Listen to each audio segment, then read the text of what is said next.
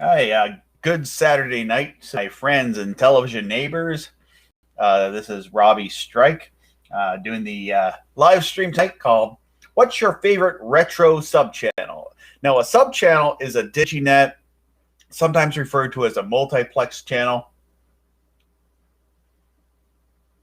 And I got audio in the background. Haha. Don't know where that's coming from. Let me just. Oh. It was one of the YouTube ads. Okay, I had this weird music playing in the background, and it was just YouTube playing an ad. So a sub-channel is what we refer to in the over-the-air broadcasting as a diginet or sub-channel. It's something that's kind of new to broadcasting. We haven't had them, I don't know, maybe for the last just a little over 10 years since we had the digital conversion with over-the-air broadcasting. Allows us now, or allows broadcasters to have more than one channel. Like traditionally, broadcasting would just have one channel. So, like living here in Canada, which is kind of still the case, even though things are digital, you get 2 or 3 channels that were English-speaking channels. You get 2 or 3 French channels, and that would be about it. So, a lot of people in Canada just ended up getting cable. But down south of the border in the U.S., they also have the ATSC broadcast standard. And with the ATSC 1.0, it can have subchannels. So obviously, there's subchannels, and the subchannels are MeTV. Retro TV is one of them. Retro TV is probably the first one that I ever heard of.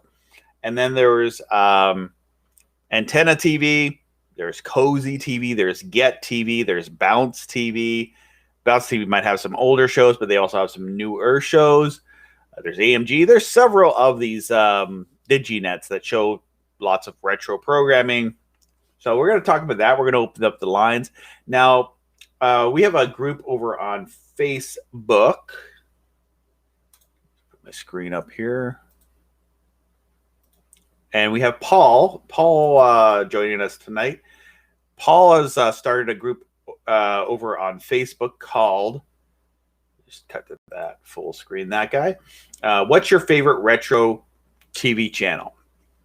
So you can join this group here. It's called What's Your Favorite Retro Sub Channel? Kind of asking folks there if you were interested in over-the-air TV. You can join this group. Find it over on Facebook. I do believe there's a link in this live stream where you can there you go, where you can learn more about that. And just really, we talk about the trivial stuff about old classic TV shows, station changes and station identification. We're rolling into a time now where we have ATSC3. So it's kind of right now, some channels were losing channels because it's they're broadcasting some of the main channels in ATSC3 and still broadcasting some channels in the original ATSC 1.0. So we might be going through a time where there's not as many. So I'm going to bring Paul up, Paul Stringer. He's also in Ontario, on the other side of Toronto, I guess is where you're at. Yeah. And I'm on the other side of Toronto, east of Toronto in the Kingston, Ontario region. Yeah, and I'm just south. Yeah. Any further south than I'd be at the Falls. Oh, really? So, you should be able to get a few over-the-air channels from south of the border where you're at, can't you?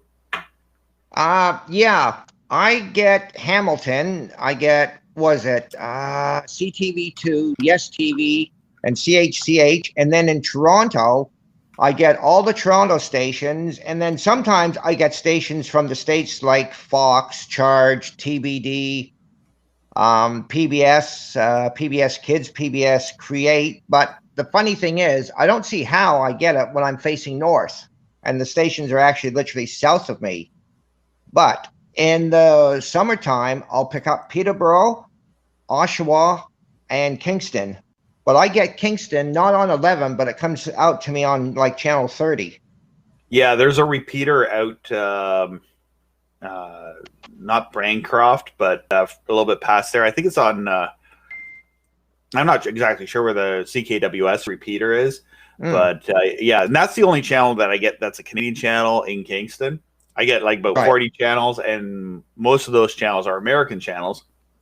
So I Yeah. get TBD charge and all that. In the summer days, I Yeah. get all the Sinclair channels, but not all the time. Yeah. And the Sinclair channels is just Sinclair Broadcasting. They own a bunch of the Diginet channels, such as TBD. They own Charge, and they own what was the other one that I was watching? Comet. And Comet shows all the old like sci-fi shows. So in summertime, it's nice. I get those. I wish I got them all year round. Yeah. But I think it's just the weather conditions. I'm Yeah. eventually going to change my antenna and get like a. I actually don't have the greatest antenna, but it's doing pretty good for what I'm getting over. You know, I'm getting some Syracuse, New York, which is pretty good. Right. And Yeah. See. Yeah. Adam Buxton says there's a new one called Rewind coming. Yes, and that's the answer to which would be Regal Broadcasting that owns WGN and Antenna TV and all those type channels. They're going to start Rewind, which has a lot of the shows that are on Antenna TV, but more Rewind's going to be more focused toward the 80s, maybe 90s, and 90s, Antenna yeah. TV will traditionally have like the older shows from the 60s and 70s, 50s, 60s, 70s. I'm not sure which decade it will cover, but I'm excited about that. I hope I get it in my area. Not sure exactly what will happen, if I'll get that or not, but being hopeful anyway. And I'm hoping that I'll see Rewind on free to air satellite on K. Be great if we got all these channels on KU band satellite.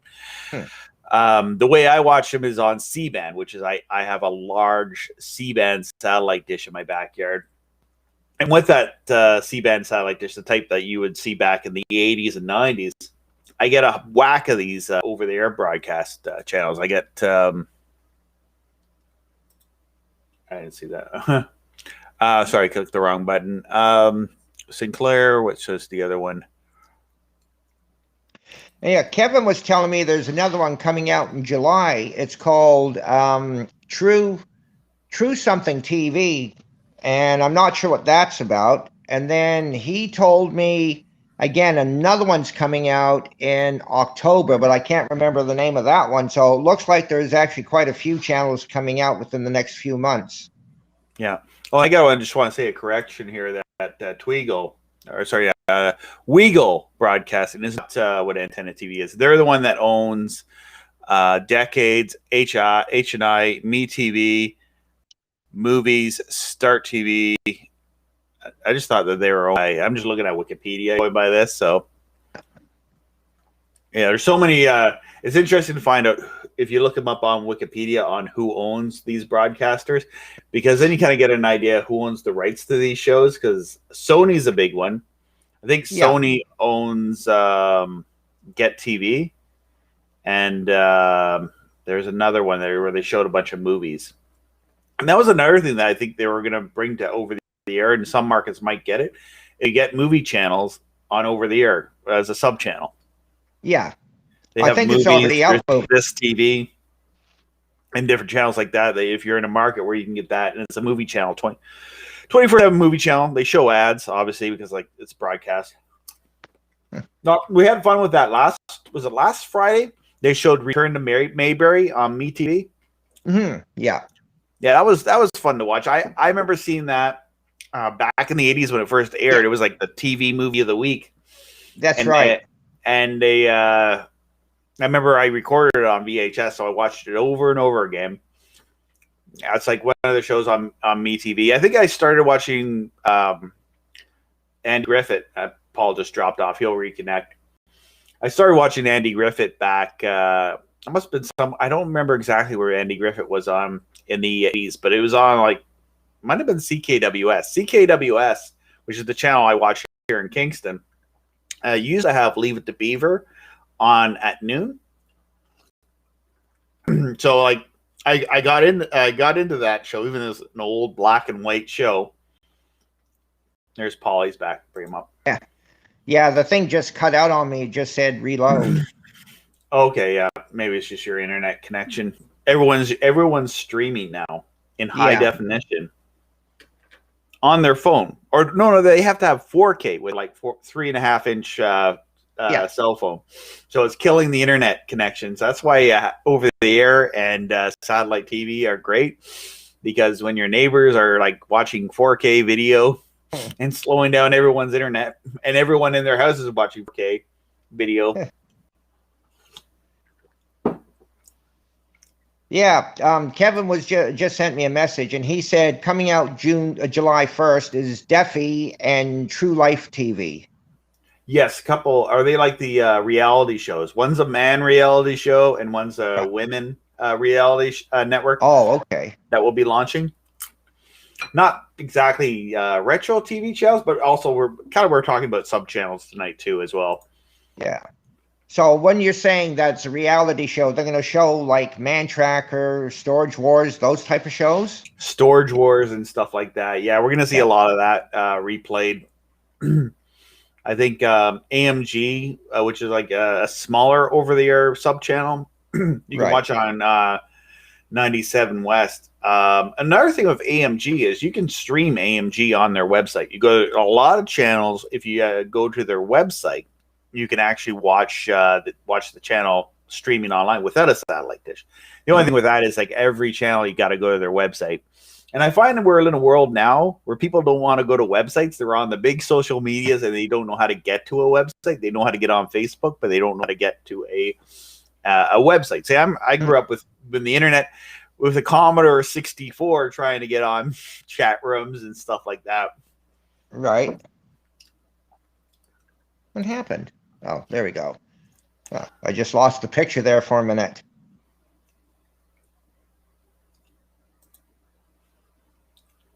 Yeah, and I got people here in my private chat room. Yeah. Oh, so I see. So when these chats come up, do you see the chats like I do? I got a private chat room, and I also got the public chat room. Oh, okay. So when Kevin told me about those sub channels, then it was like a private chat? Yes, that would be the private chat. I don't know if you're seeing the chat overlay. That's what's going on out on YouTube, and I believe we're on Facebook. And I'm also on YouTube and Facebook is really where the chat room activity will happen.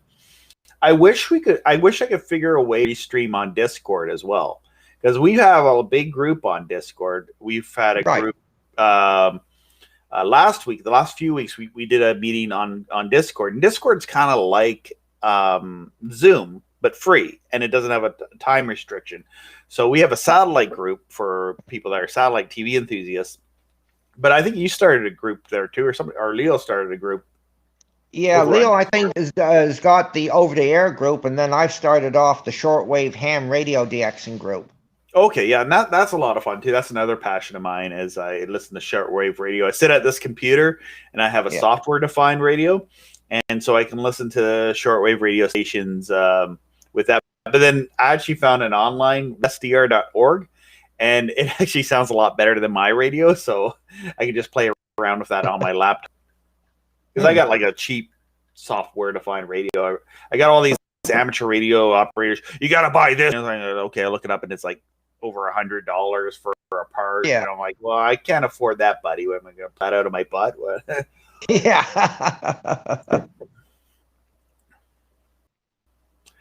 Yeah, I find a lot of stuff off of the Google Play Store, but the shortwave stuff on Google I don't like because it's not really shortwave orientated. But I actually found one called Hamsphere 4.0, and if you're not a licensed ham, they'll actually issue a license, and you can talk to anybody in the world on the VHF and HF bands.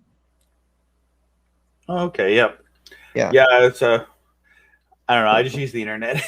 I use chat rooms and stuff like that. This is kind of like ham radio. Like if you listen to the HF bands, they have their little chats and stuff, and they talk about antennas and they talk about radios and and I talk about satellite dishes and receivers. That's what my wife says all the time. Oh, he's downstairs talking to people about a satellite dish. Yeah. Yeah, Eggplant was just saying to me, yeah, he tried to get into shortwave radio. No, yeah. Oh, yeah, it was the private chat. Yeah. Yeah. Oh, you want to hear something funny? There was a show, I don't know if you've ever seen, I guess it came on, what, in the 50s, maybe early 60s? Casey Jones with Alan Hale Jr., who played the skipper on Gilligan's Island. Yeah, I don't think I've seen that. I would have remembered the skipper when he was Yeah. younger, or maybe I see 4. Yeah, well, I've never seen the show. And as soon as they played the theme song, I knew exactly where that theme song was going to. Was Choo Choo Charlie, if you remember the old Good and Plenty commercial. And they're actually using the same tune on Choo Choo Charlie, which they actually did for Casey Jones. And I knew it straight away.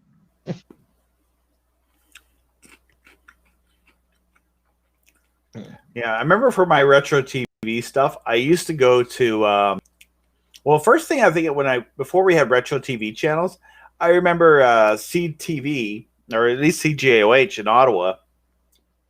I used to have I'm just going to turn this thing here to hide it. Once a year, they would show like all the old shows for whatever reason. I forget the reason why they did that, but once a year, they had a special day where they showed all old sitcoms. It's kind of like stuff that's on Antenna TV and MeTV now that wouldn't be on in reruns. So I remember I used to tape those and just to see, because it was kind of like a pop culture thing. Like you'd always hear references about the Brady Bunch or about different TV shows that I never, Laverne and Shirley and shows like that that I never heard about. I heard about Happy Days because that was on in reruns for a long time. Right. I used to come home and watch Happy Days every day. I used to be on CGOH back in the 80s, early 90s. Yeah, because back then you were a CBC affiliate, so I know CBC and ABC ran Happy Days back in the day. Oh yeah, this would have been CTV back, and in the 80s we had cable. Right. I don't think cable was as crazy expensive as what it is now. And also there wasn't as many channels on cable. A lot of on cable, it was like maybe 40 channels, like on analog cable back in the 80s. Like, now you get 40 channels on the antenna. Yeah. and given a couple of those channels are shopping channels.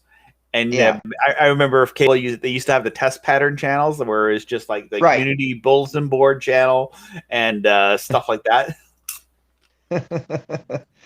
Yeah, well, Jonathan was telling me that Happy Days is on CHCH, and I'm saying no, not at the moment. It was on earlier last year, but not now. They ran it, I believe, for like 2 years in a row at 5:30, and then they took it off, and now they've got Who's the Boss with Ted Danza. Okay, yeah. I just found that show. I've watched almost every episode of Who's the Boss, so I wanted to see something maybe different. Right. Well, it's funny because they've got Gilligan's Island on at noon hour, and this is the second time they're actually running the series through. Believe it or not, they will not show episodes with the Japanese soldier because of it being racism. And CHCH now comes up with a lot of these shows like the Brady Bunch. The Brady Bunch will have a trigger warning. Yeah, because of adult content, which I've seen the Brady Bunch God knows how many times, and I've never seen any adult content in that. But because on Gilligan's Island with the Japanese soldier going back to World War II, they won't show those episodes, but yet they showed the episode when Wrongway was discovered on the island. He was lost from World War II, so I can't figure that one out. Fiction, yeah.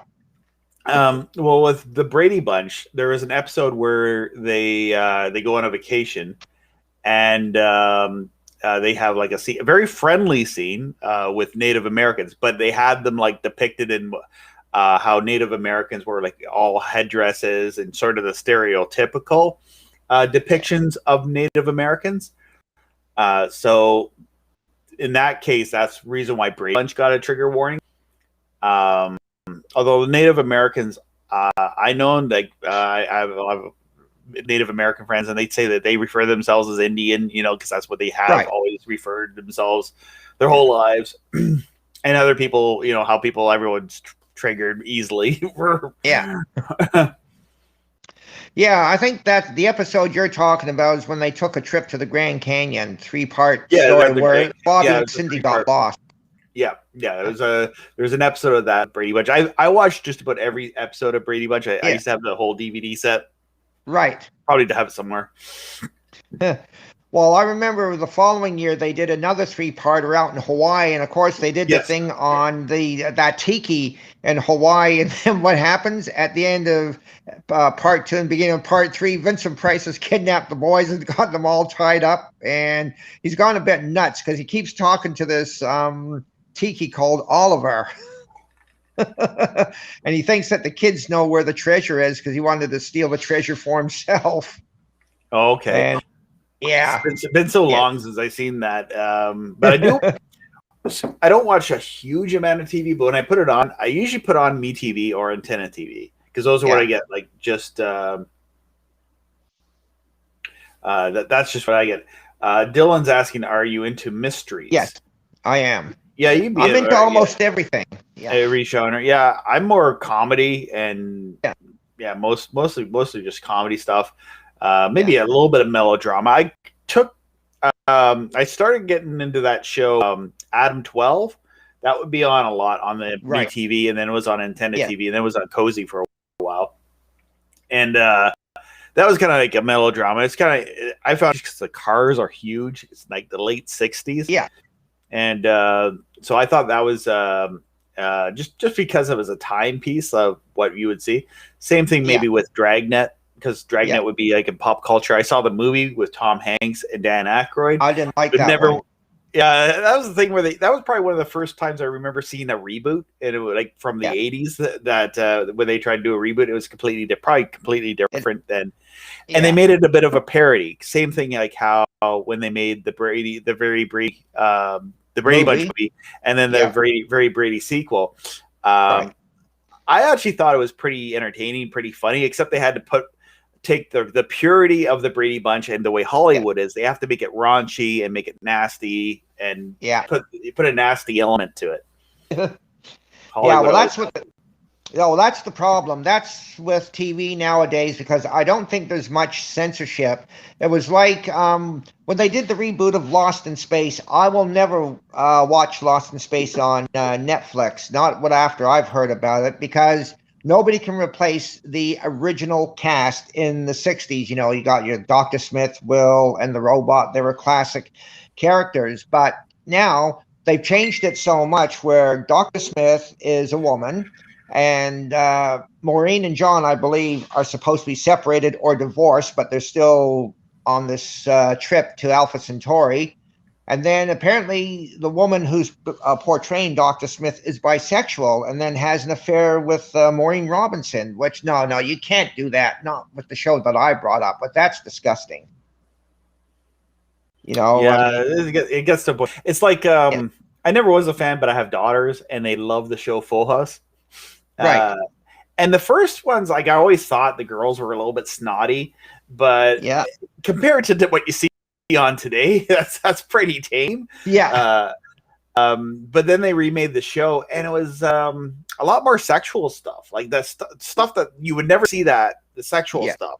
And then they have to have that in the new shows. When did they reboot that? A couple of years ago on Netflix, because they showed Full House on Netflix. It was very popular. They found out how popular it was. They found out how popular it was when it's kind of like the thing with movies, streaming services. You used to be able to find a bunch of videos on YouTube, like from the 80s and stuff. And the studios thought, well, this is from 20 years ago. No one cares about it. And then a fan would put the movie on YouTube. You get 1 million views because, like, hey, there's Better Off Dead. It's on YouTube. You know, actually, I think you still can find Better Off Dead with John Cusack. You can find that on YouTube. At least I did up to a few years ago. And you'd watch it for free. And now YouTube decide, hey, we can make money off this. So they actually charge. I think they were getting lawsuits initially. But now I think they just charge. But I think if you have YouTube Premium, you can get a lot of movie content for free. YouTube Premium is kind of like Netflix. I think there's a comparable video library. And you also get videos without ads. But the reason why YouTube creators aren't promoting YouTube Premium is YouTube is really not giving any kind of incentive to video creators to promote YouTube Premium. A lot of YouTube video creators are thinking, well, I'm making more YouTube from the ads because there's a split in the ad revenue, so they don't really want to promote Premium. I don't know if like Premium users can watch my content. I'm supposed to be making money off a little bit of a little bit of kickback for Premium users, but I don't think I don't know if it's as much as what you would make from the ad revenue. Yeah, well, every time I go onto YouTube, a message comes up on my screen. Do you want to go Premium? You either go yes or no, thanks. But I still notice. I haven't even tried the free preview, but I like the ad. See, what I like about the ads is I want to see what ads they're playing on my videos and other videos. So yeah. Well, I know one that's playing on your video at the moment. They're really trying to push it. Is that thing I told you about with that little Wi-Fi thing that you plug into the wall and it's supposed to give you faster internet speed, and the internet providers will never know about it. They're promoting it like it's $100, but if you buy it today, we'll give it to you for 40 type of thing. Oh, that's a scam. Yeah, I've heard people say that, talk about that, and it's really not. I don't think that's going to really help your internet speed. It's your internet service provider. I can upgrade my. I'd like to upgrade to a faster upload speed. Right. And then I didn't want to go without internet because I'm homeschooling right now. Well, I'm homeschooling. The teacher does it through a video chat, and I sit and make sure my kids are paying attention to it. Yeah. We're in Ontario. We're in lockdown here in Ontario for the rest of the world. Well, I hear we're in lockdown, till June 18th? And then what's going to happen on June 18th? Another 2 weeks. Another 2 weeks. That's all I hear. 2 more weeks to flatten the curve. Yeah. So they say. Oops. Yeah, with the internet stuff, it's people preying on people don't understand how the internet works. I'm gonna try my President Choice PC from No Frills, cherry sparkly water. Oh, how is that? I like it. I have here some ice. Is it that bubbly thing or boobly when they have that fight on the probably commercial? Similar. It's a little bit of the bubbly.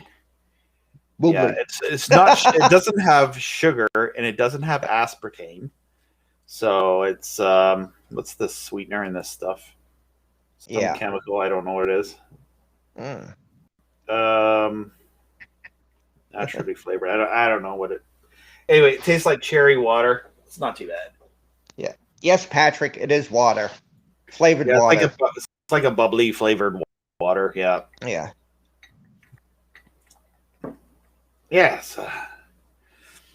Yeah. I'm on a sugar diet, trying to cut back on the sugar. Well, I can't even really remember the last time I had any sugar.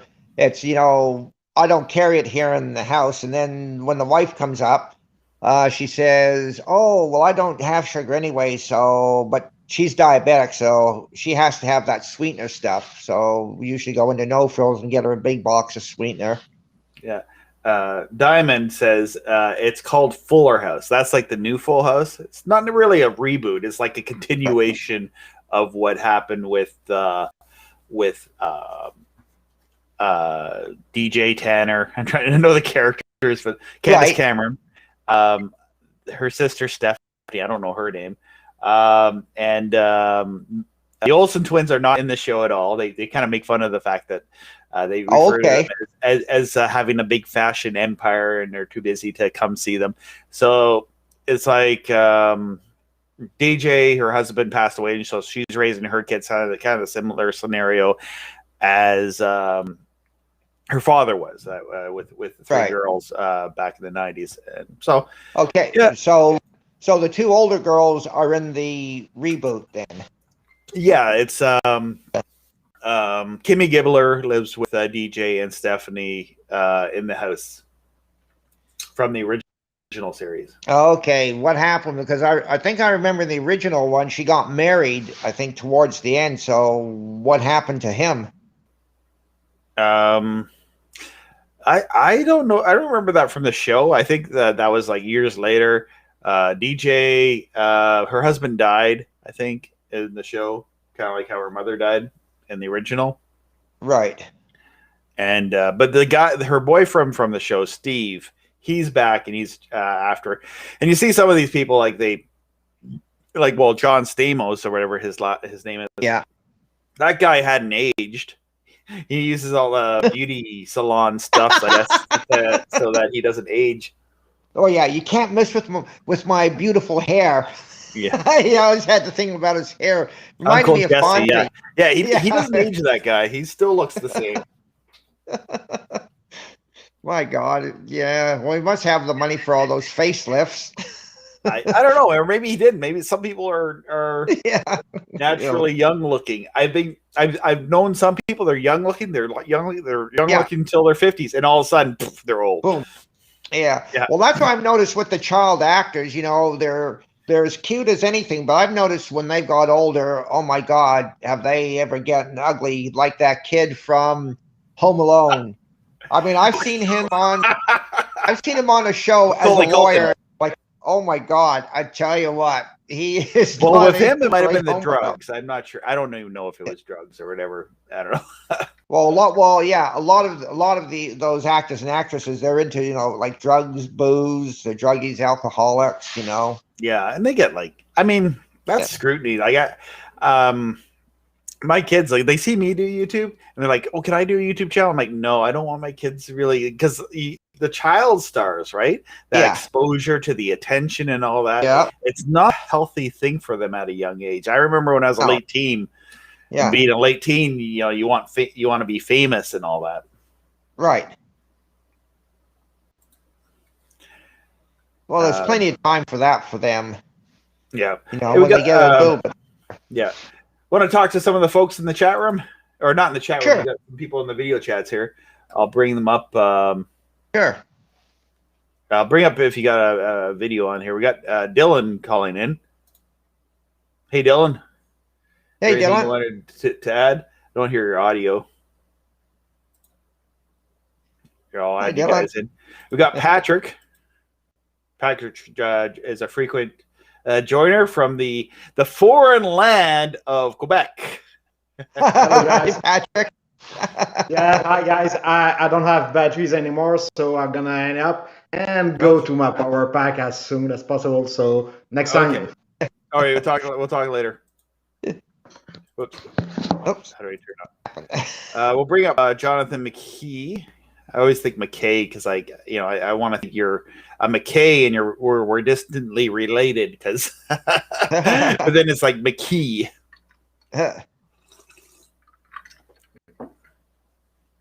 Yeah, he's been quiet in there. Yeah, it's a long story of how there was a IOT added. Yeah. Yeah. So, Jonathan, are you able to get American broadcast TV where you're at? Can you hear us, Yeah, Jonathan? I'm near the. I'm near. Yeah, I can hear you. Okay. Yeah, Lake Ontario, so I can get the Buffalo channels. Yeah, I've got Buffalo a few times. That was probably the first place I was able to get retro TV. Right. Because when I lived in an apartment, I was like on the 6th floor.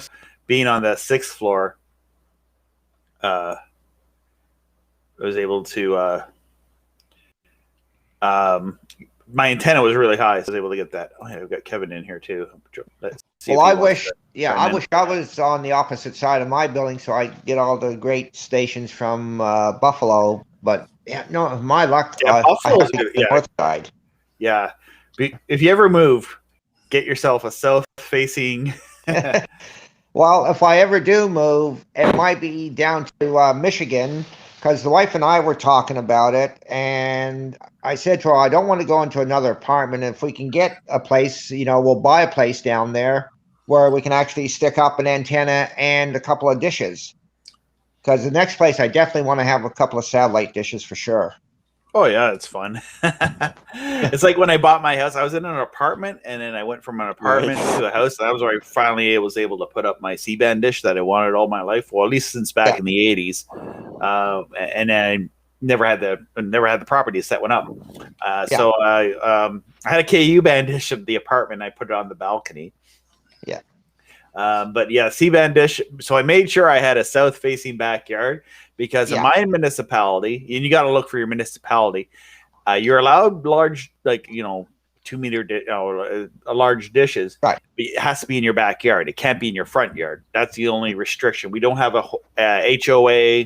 I don't know of any HOAs in Canada. I hear about it in the States a lot. Yeah.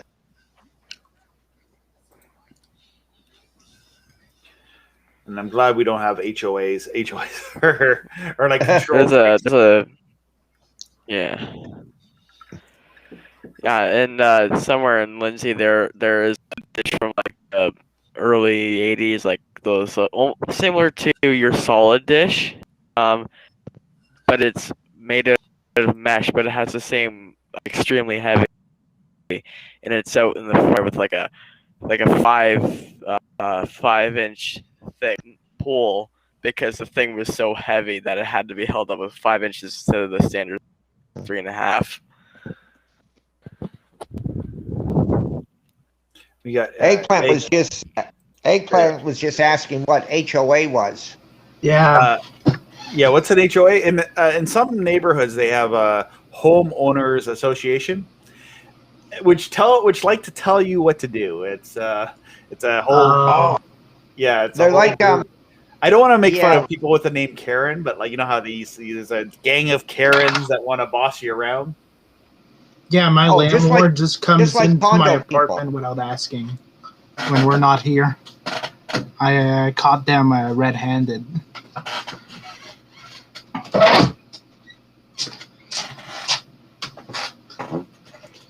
I guess I can't. Dylan, if you're able to chat into the public chat, it's just every time anyone sends me a message here, it really makes a lot of just noise. Goes right across my screen, I guess, and I have to go race and read it and close it down, and I lose just the way Restream works here, eh? Yeah. So basically, an HOA neighborhood is like living in a condo where you've got property management say you can do this, you can't do that type of thing. Yeah, except you own the property, and then now they're telling you, you have a background in amateur radio operators. A lot of amateur radio operators tell us about this too. They don't want you having a tower with your antennas. No. But sorry, I'm getting. Please don't private message me. It just really, just screws things up here.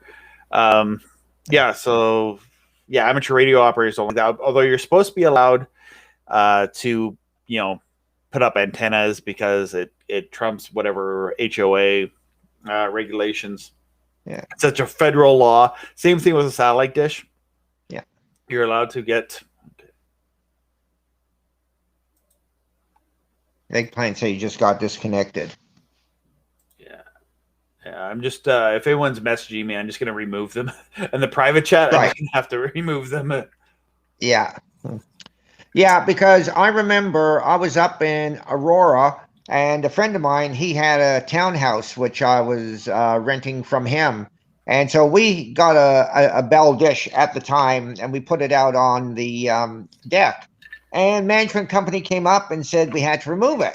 And my buddy said, why? Well, you're not allowed to put anything outside the property. You only own the inside of the house. Anything outside the property, you can't do. If you want TV, go with cable. Yeah. And that's what they do. They want everybody to go with cable. Yeah, it's like the cable companies pay off these guys. Guys, yeah, my buddy got so freaked out, he went and cut all the cords off, cables off of the satellite dish and took the dish down, which I wasn't too impressed about. Oh, they shouldn't be doing that. It's yeah. I don't know if I had your audio up. I did have your audio up, Dylan. I don't see any movement here. I don't know what system you're using. What I do is I go into my audio settings and make sure I got it set to the right mic, because they'll sometimes the computer will have like audio, a different microphone or a different device with the audio. So this microphone I have to actually go into my. I'm using Linux and Mint, but it's similar with Windows and Mac. I think you have to go into your audio settings and find your input settings and change your microphone to the one you want to use.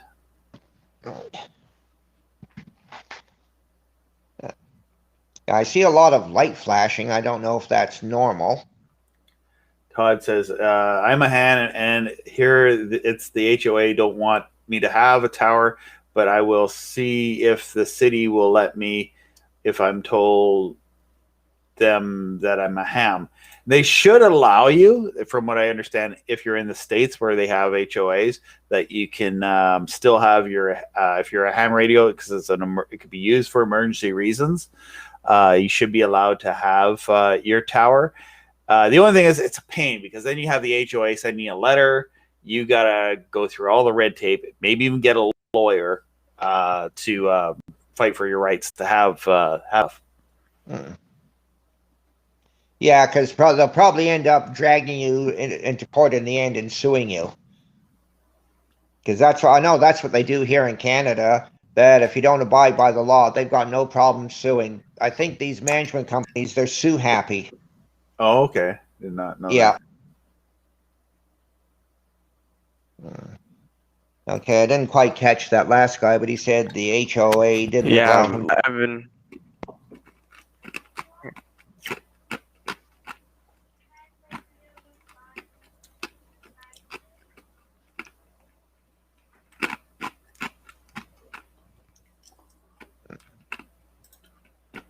Yeah, lately my been emailing my grandmother because she wants to get an antenna and do streaming to get the channel she wants, and her CO, which is basically the condo version of homeowners association, they do not allow an antenna to put on her balcony.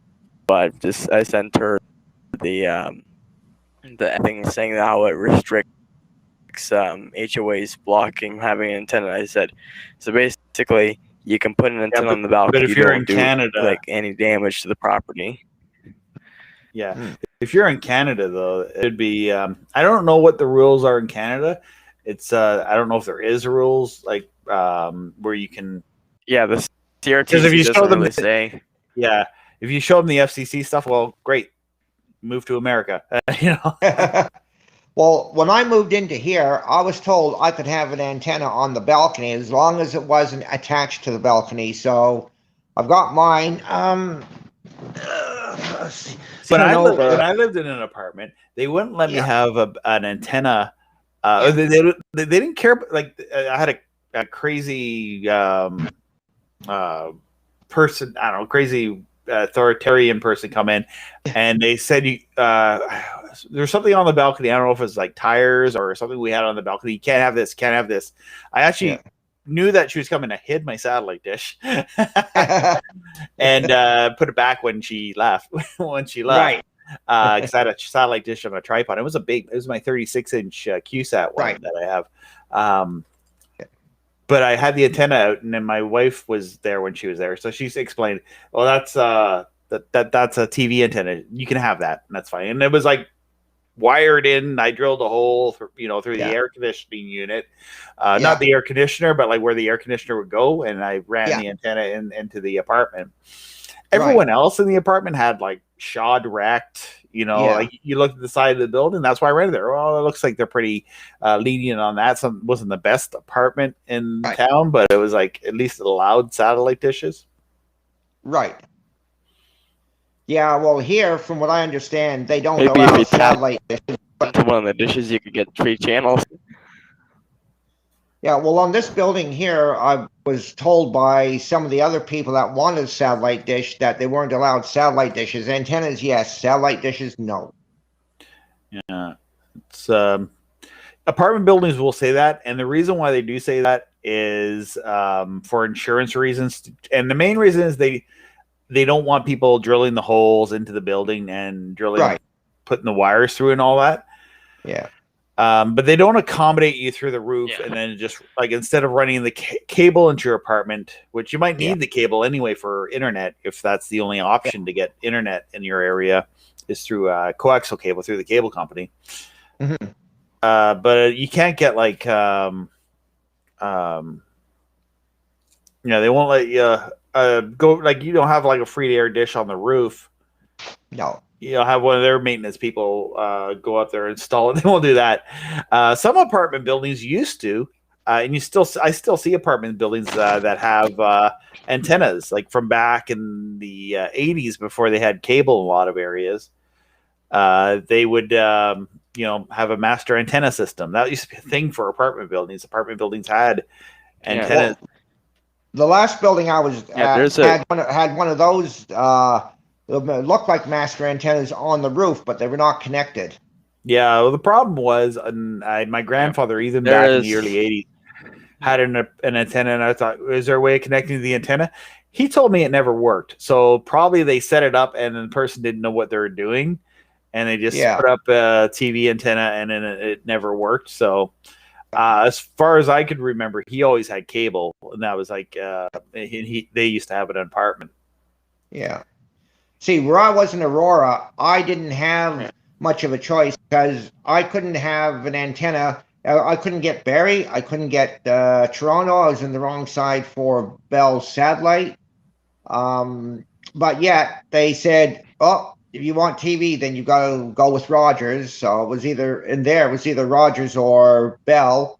And if I wanted TV, I had no choice because streaming wasn't popular back then.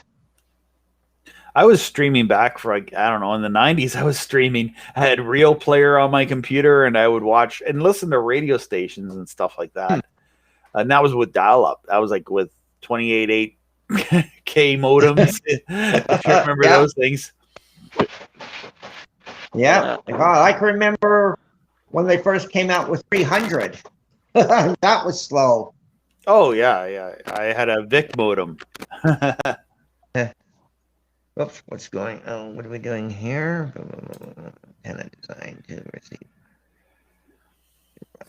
satellite dishes not exceeding 1 meter in diameter. Where is that, Dylan? Is that?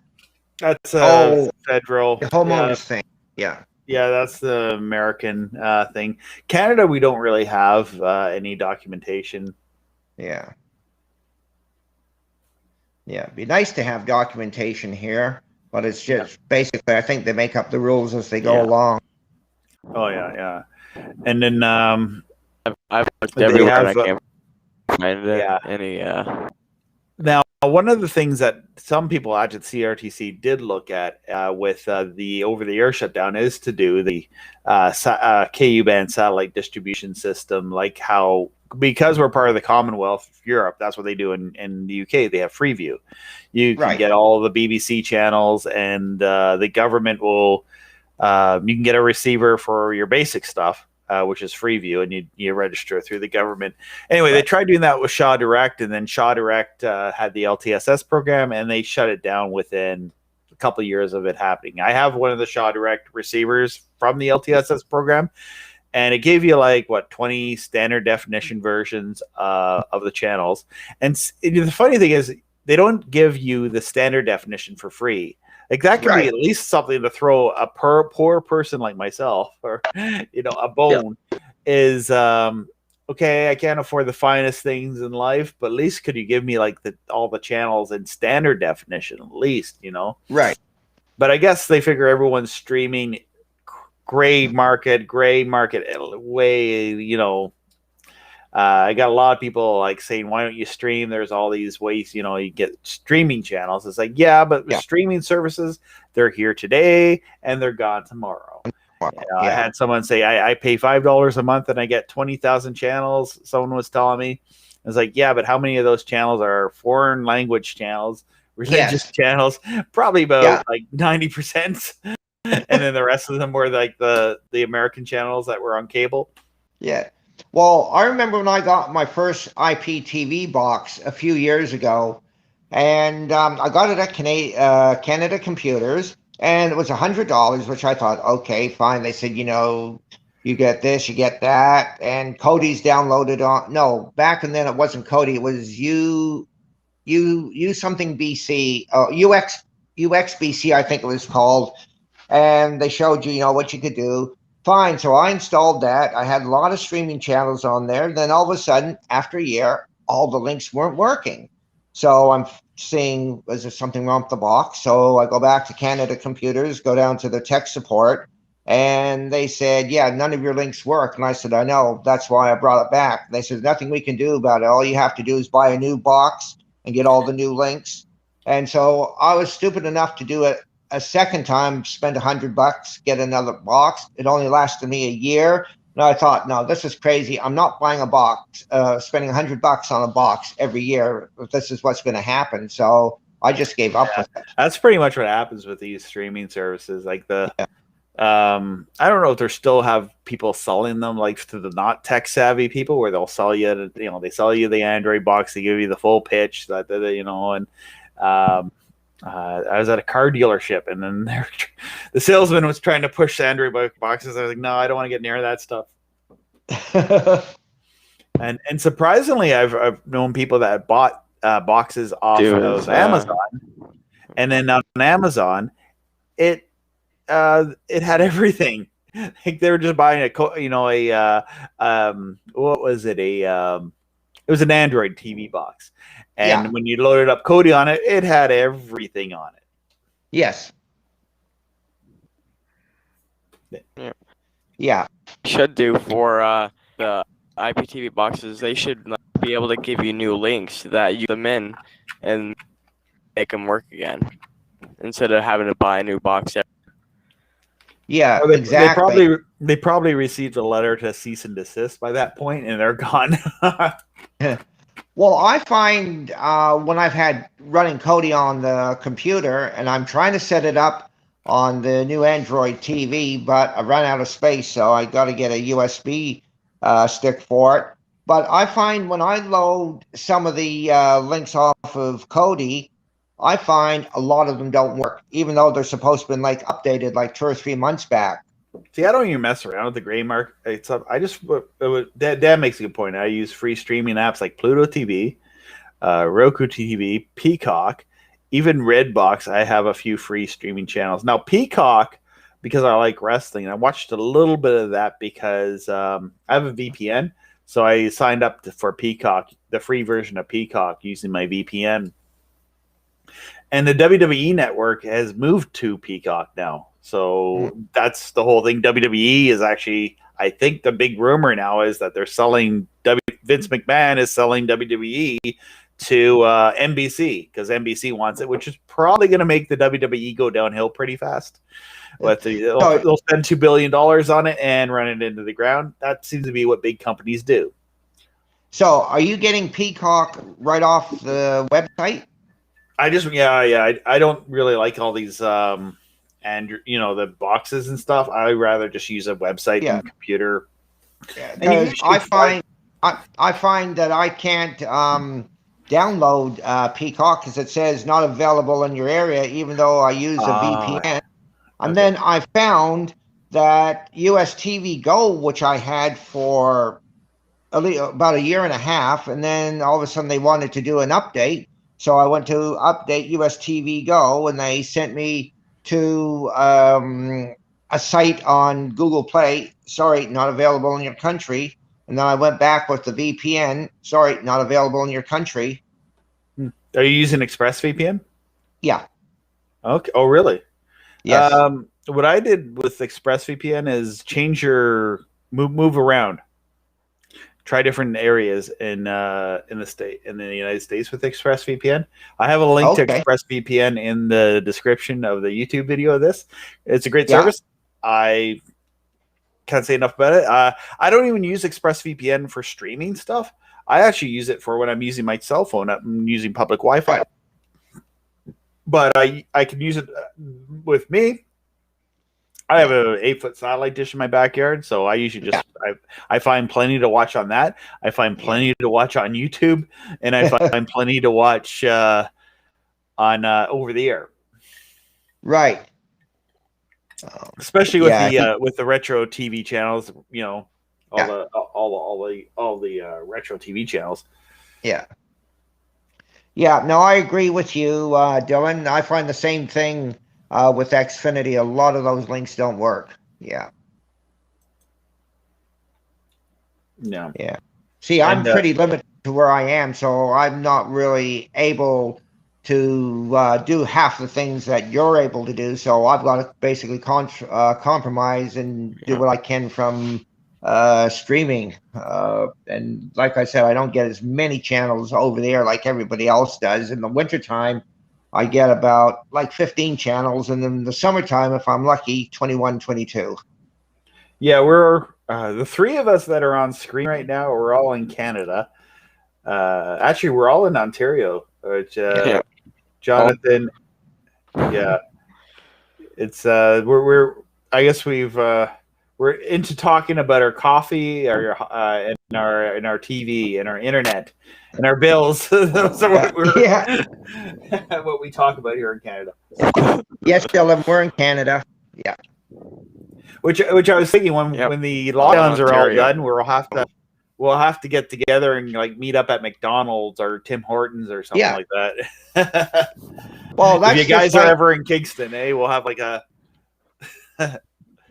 Yeah, it's just like in my Hudson and Rex group. We're talking about when this lockdown is over, try and see if we can get a Hudson and Rex convention in Toronto, because I know Sherry Davis through Facebook, and she says that when the pandemic's over, that she would like to set something up so we can meet her and Diesel. So if we can swing it, love to be able to get rest of the cast from the show into Toronto if they come. Oh, Alice. There we go. Attack of the Killer Cat. Oh, yeah. Yeah, not as bad as your cat on one of your videos. That wasn't even my cat. That's the neighbor's cat. Yeah. And sadly, Simba ran away. I don't know.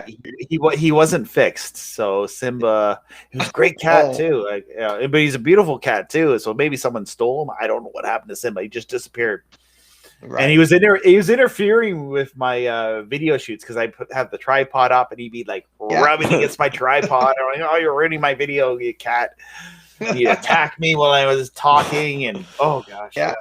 And there's another cat that sticks around, but anyway, the neighbors are cat people. They have a ton of cats, and they don't fix them. So like a few weeks later, they got more cats.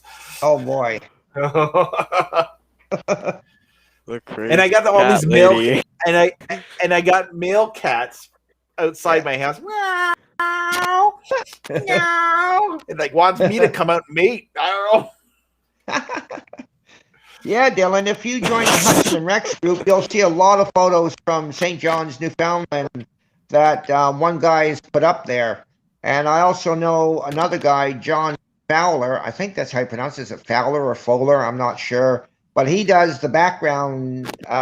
He is an extra for the show. And one guy come up to him and says, "Oh, you look like a cop. We need you, but we can't find a cop uniform your size, so you have to be a plainclothes cop." He says, "Yeah, no problem." And he's usually lurking in the background of the police station.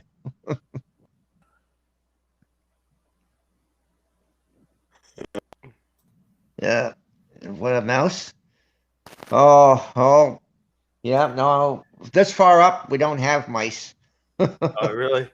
Not on the 5th floor.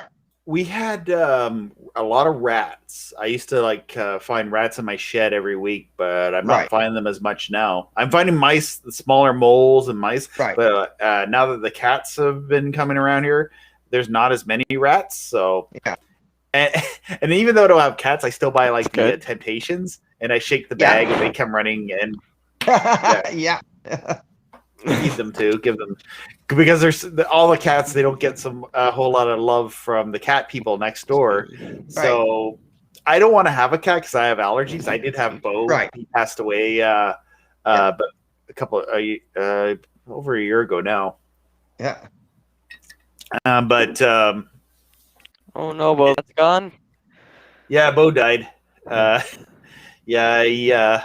He was not that old either, but I guess he got sick, and I was going to take him to the vet.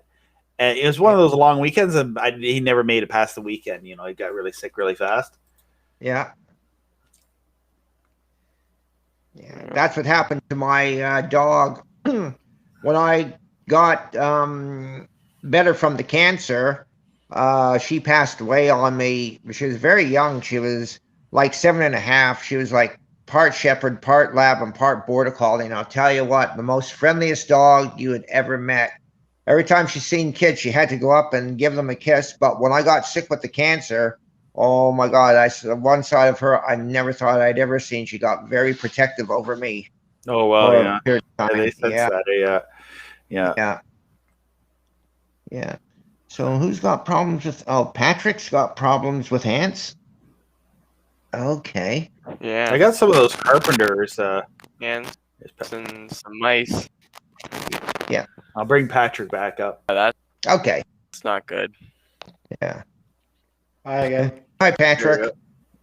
Yeah, so I got some ant problem because I got that spray. It worked pretty good. It's like a squirt bottle, like a Windex bottle, right, for ant spray. And I sprayed it where they're kind of coming into the house, and I had a whole line of them, like just a whole army of them coming into my house. That's what's been, and I had rat traps. And the funny thing is, the ants were now that the rats are gone from the shed. Yeah, the ants kicked. I used to leave like a little bit of the plastic cheese, you know, the cheese wrap things, with temptation treat on it. I used to kill lots of rats that way, right? But now the ants are like the rat trap's completely clean because it doesn't go off. It's because the ants are eating all my rat bait. But I don't really need rat traps anymore. I need the mouse traps because it's more like smaller mice and things. And just got my daughter a hamster. So luckily I'm not allergic to that. I bought guinea pigs before and found out that I was terribly allergic to the guinea pigs. The hay and whatever it is, the hay or the pea. I was like having respiratory problems and they had to get me an inhaler. Yeah. Mm-hmm. So I was kind of scared, a little bit nervous getting another pet because with my allergies. I didn't want to get like a hamster and not have to get rid of it, you know, like how we did with the guinea pigs. Right. Yeah. Did you try them? You gotta be careful with hamsters. What was that, Jonathan? Yeah, you have to be careful with the hamsters. I said you have to be careful with hamsters out of the cage. My old hamster, he managed to always flip open the door somehow. He'd always get out and run and he'd spend like 15 minutes to half an hour trying to get him out, trying to run underneath the furniture. That was another retro show. I found it on YouTube. I showed my daughter that is Hemi Hamster, like with the hamster. JP had the boat, and they have them in cars and stuff like that. That was a show I remember from when I was a kid. Yeah, my dad used to watch that. A TVO channel, a TVO program. I thought it was on Global when I saw it. Like I remember seeing it on Global. I think it was. It was Global, and also if you had cable, it was on YTV back when it was. It may have been on YTV for a while, yeah. When YTV first came out, I think it was before you were born, Jonathan. But I remember when YTV first came out, and they showed you can't do that on television. Yeah, you can't do that on television. They had Rocky and Bullwinkle and. A bunch of retro shows. Like that's how a lot of retro shows seems to be like what a lot of TV networks would use to start to build their audience. It's like Ted Turner always with TBS always had the Andy Griffith Show. He wouldn't show the Dukes of Hazzard. I heard Ted Turner once say in an interview because he didn't like how they portrayed law enforcement as incompetent. He didn't like that projection of law enforcement, so that's why he would never show like the Dukes of Hazzard on TBS. It was never on TBS. It was always other shows like that. You know where the Dukes of Hazzard came from, don't you? Smokey and the Bandit. No, Smokey the Bandit. Because I remember when I saw Dukes of Hazzard, I said, "Yep, that's exactly what they did in Smoking the Bandit. Nobody ever got hurt, and yet all the cars got smashed up." Yeah, this big car smashes. There's that era in film from the 70s, late 70s, early 80s, like the Blues Brothers. You know, it was just a movie of CB radios and car chases and car crashes, and and you don't see that anymore. I think when they had the Blues Brothers remake, they had like one scene where they had a great big car crash. Yeah, back in those days, CB was just coming out, and then once you seen like Convoy and Smoking the Bandit, then everybody had to have a CB. Yeah, I think that's what made a craze happen in the 70s and early 80s. I remember I never. It was probably the mid 80s by the time we had a CB. I got a CB from my grandpa, and I got a CB radio from my grandpa. Sat in a shed for 24 years, and then another 20, and it like 77, 70 for both that, but it came with a license application. Actually, you still needed a license for Citizens Band radio. Right. When did they actually stop issuing the licenses? Because I know before I moved to New Zealand, you had to have a license for CB radio. The very early 80s. I think it was like in the early 80s. I think they stopped like 1979. Yeah, it's like the 30s when you did need to earn a license for your AM radio.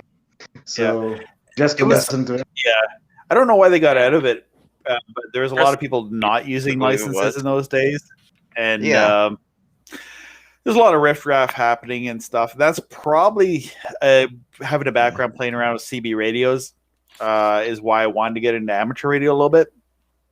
I'm not into amateur radio, like, and amateur radio people sometimes they really snob CB users, you know. But then every one of them will kind of admit then when they first talked on the radio they used the CB. Yeah. Well, it was funny when I moved to New Zealand. We took our CB with us, and I didn't know this at the time, but it was illegal to have a 27 meg CB in New Zealand. If you bring one in, you have to have it converted over to 26, which I think that New Zealand, and I'm not sure about the UK, I think they're the only two countries that are 26 meg on CB, but my father never did that. He used to have a big antenna and a boost, which was illegal back in those days. He's talking to people over in Australia pretty much every day. The channels for channel are not the same for New Zealand. No, here and in the States it's 27 meg, but when you go to New Zealand it's 26. Okay. Yeah. And they only have. If I'm correct, in UK, it 26 megs on FM, not AM. Oh, okay. Because in New Zealand, I believe that the 26 megs was also upper and lower sideband, like the 27.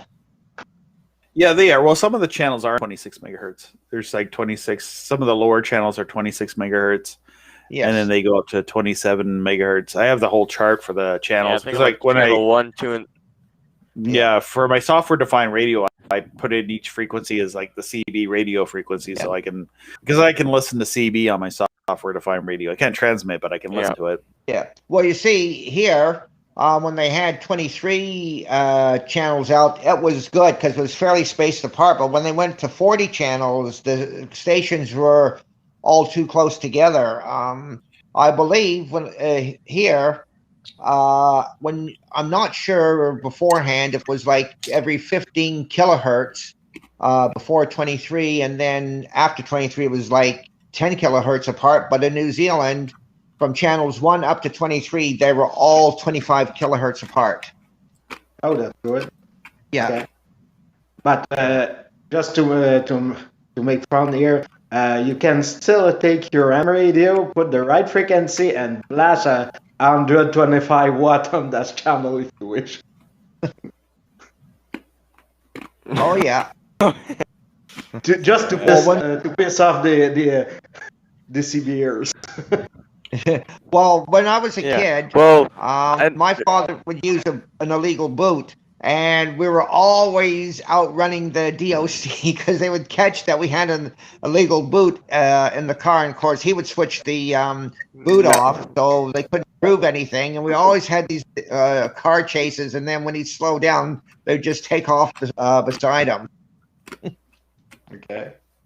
Yeah. I'm not quite sure I'm following.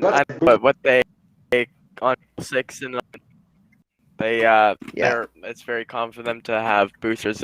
What they call the channel this to compete who has the best foot warmers. Right.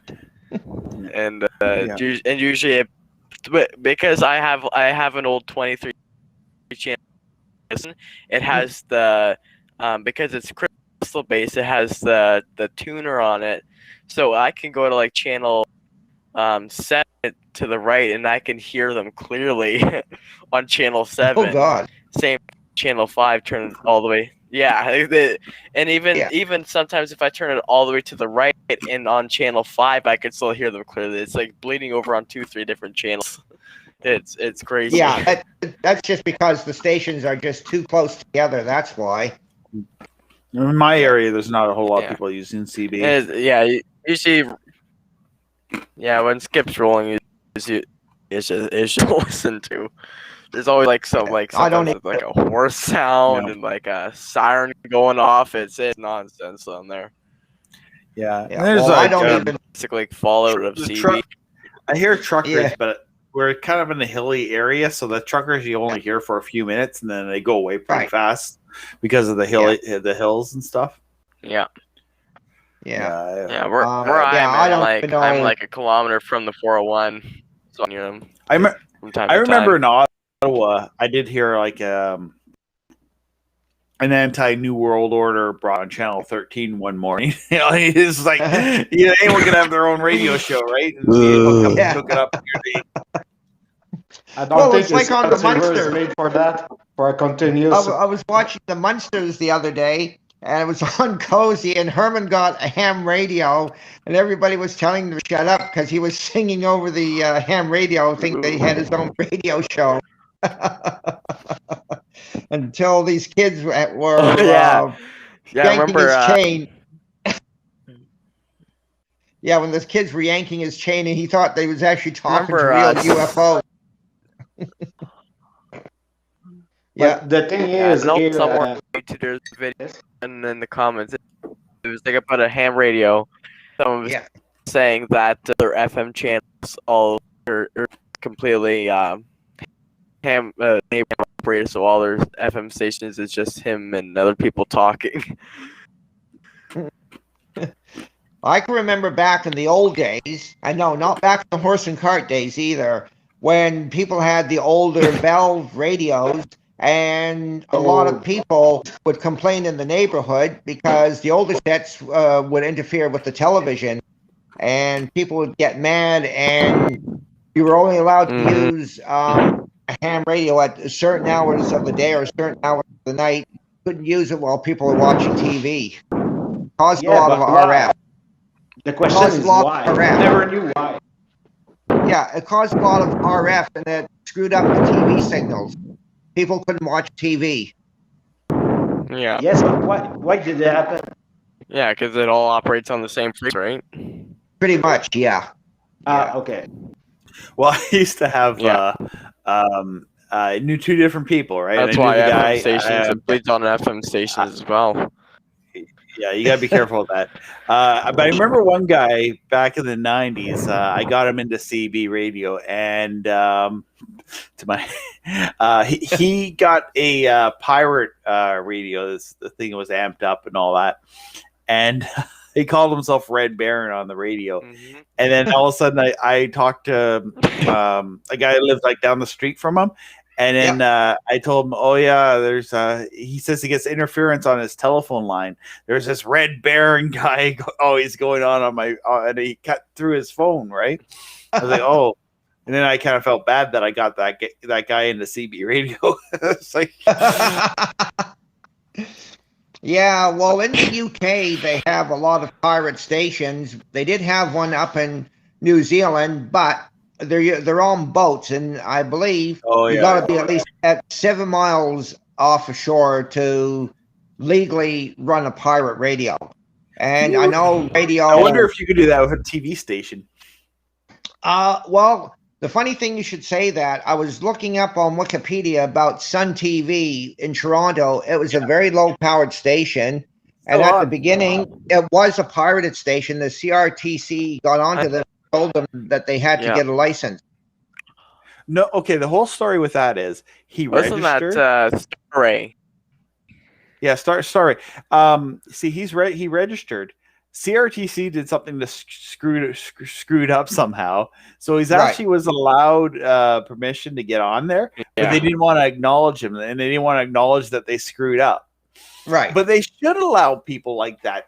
He's a small business on in Toronto. He has a storefront TV station. He does it as a business. It helps the community because he's doing better. He's doing a better job than Rogers Community 22 does. He's over the air free TV.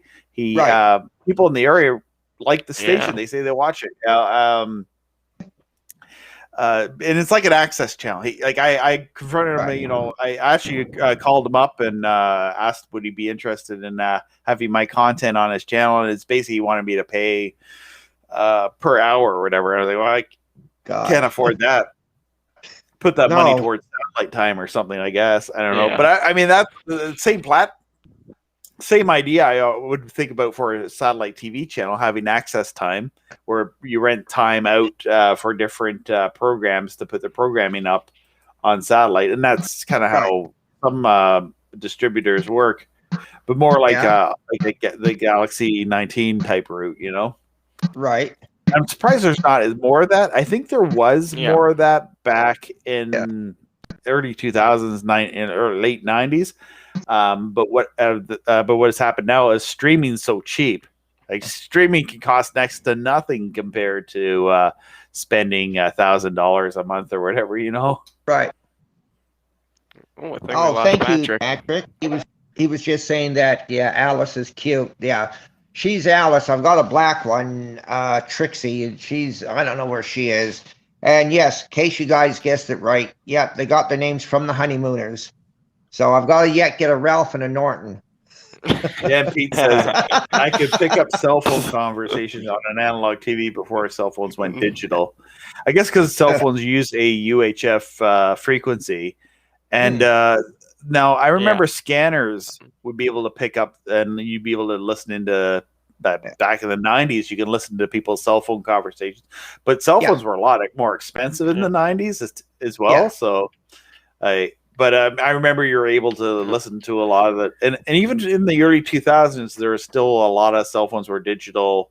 Some were digital, but it's kind of like when they advertise it's a 5G phone. We have a 5G network that the two cell phones that can work on the 5G network are able to pick up. Yeah, no, those days were good because I remember getting the cordless phones in the neighborhood when I had my VHF, UHF scanner, and the cordless phones would have been from like between 30 to 50 megahertz. Yeah, they were 30 and I would be picking up people within a 7-mile radius. Yeah.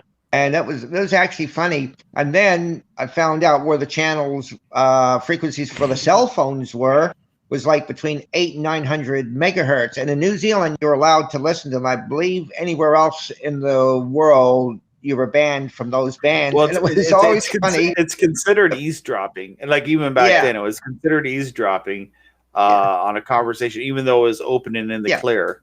I do know that... or at least I've seen people do it using KLA Linux type stuff, where they can listen into people's cell phone conversations, even though it's digital. Yeah, I guess they could get past the encryption. I don't know how to do that myself. Don't ask me how to do that. I don't know much about it. I'm not interested in knowing about it. You can do that even if it's encrypted, because the actual card in the phone that make up your provider is hackable as is incredibly hackable. You can hack a politician from of Canada, from Israel. The CBC did something about that. And I figured because the CIA and and Mossad and all that can pretty much if they're listening, hi, they're I'd be surprised. Like I need the views. Yeah, it's like a hidden door somehow. Somehow you have the protection, and like every software, you have the back door. And I remember a journalist asked a hacker to hack a politician that was on the know about this, but he was in Israel, from what I remember, and they hacked the phone of a Canadian politician, and this was shown on TV on the CBC, on the French CBC. So it's doable, but it's not doable by hacking the stream of the signal itself. It's hacking the network, because the network on the international aspect of things is, like I should say, it's too hackable because there's too many people that have to be compatible between each other. So it's made for the most hackable system you can get. So back to the topic. I don't know if you guys want to talk about it. So Patrick, so what's your favorite digital retro channel? I guess you got the big satellite dish. You can probably watch it on way up north. Yeah, I watch a lot of things, but right now the storm just put out of service my LNB, and all the HDMI channel in my system, it went to only to the HDMI plug. So it's gone. My system is partly gone because of the storm. So now I need. But so what are you watching, Patrick? The real question you ask is what I'm watching. I don't know much. I watch stuff I shouldn't say. So like Newsmax. So. And as you know, in Quebec too, for over the air, we don't have any sub channel, so everything goes by Bell or Shaw Direct. So not much. We don't even know what sub channels there. Yeah. Well, if you go into the new group that I've created, what's your favorite sub channels, and you go into the file area.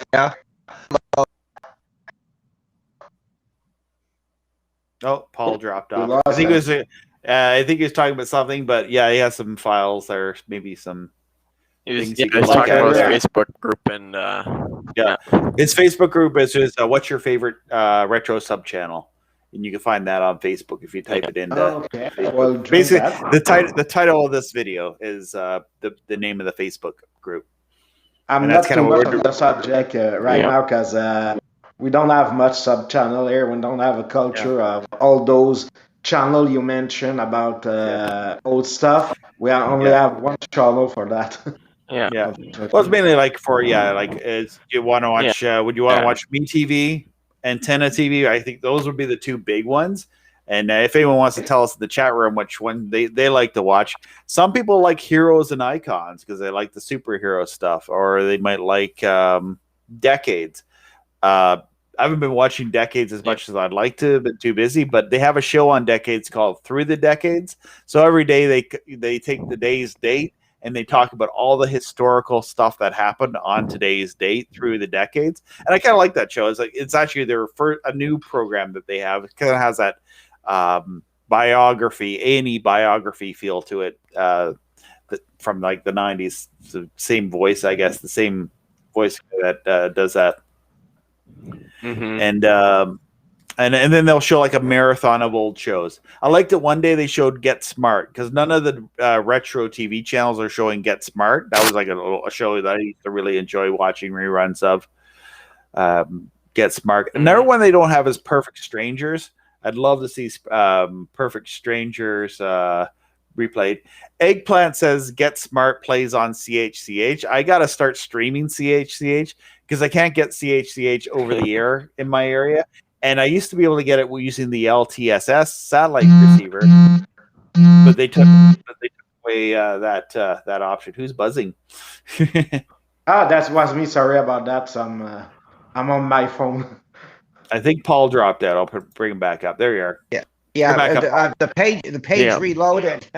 What I was trying to say before I got kicked off is if you go into the new group, what's your favorite sub channel, and go into the file area, I've got some sub channels up there that you can download and put into an IPTV player. But at the moment, we're having a bit of problems with the HLS cat. The cat, the cat wants to stick its butt in your face. The cat wants love, and you must love all of them. All of her. But there's problems with the site. Yep. Some of the days, some of the links are down. I mean, I haven't been able to get Cozy TV since Wednesday, so I'm not sure what's going on with that site. But my wife was saying she was watching Charge TV the other day and had no problems of it cutting out. Interesting. And Robbie, for those right now, those channels, right now, the channels I have. Sorry. Yeah. The channels with the channels from HLS Cat, I can't get any of them. All the channels are offline.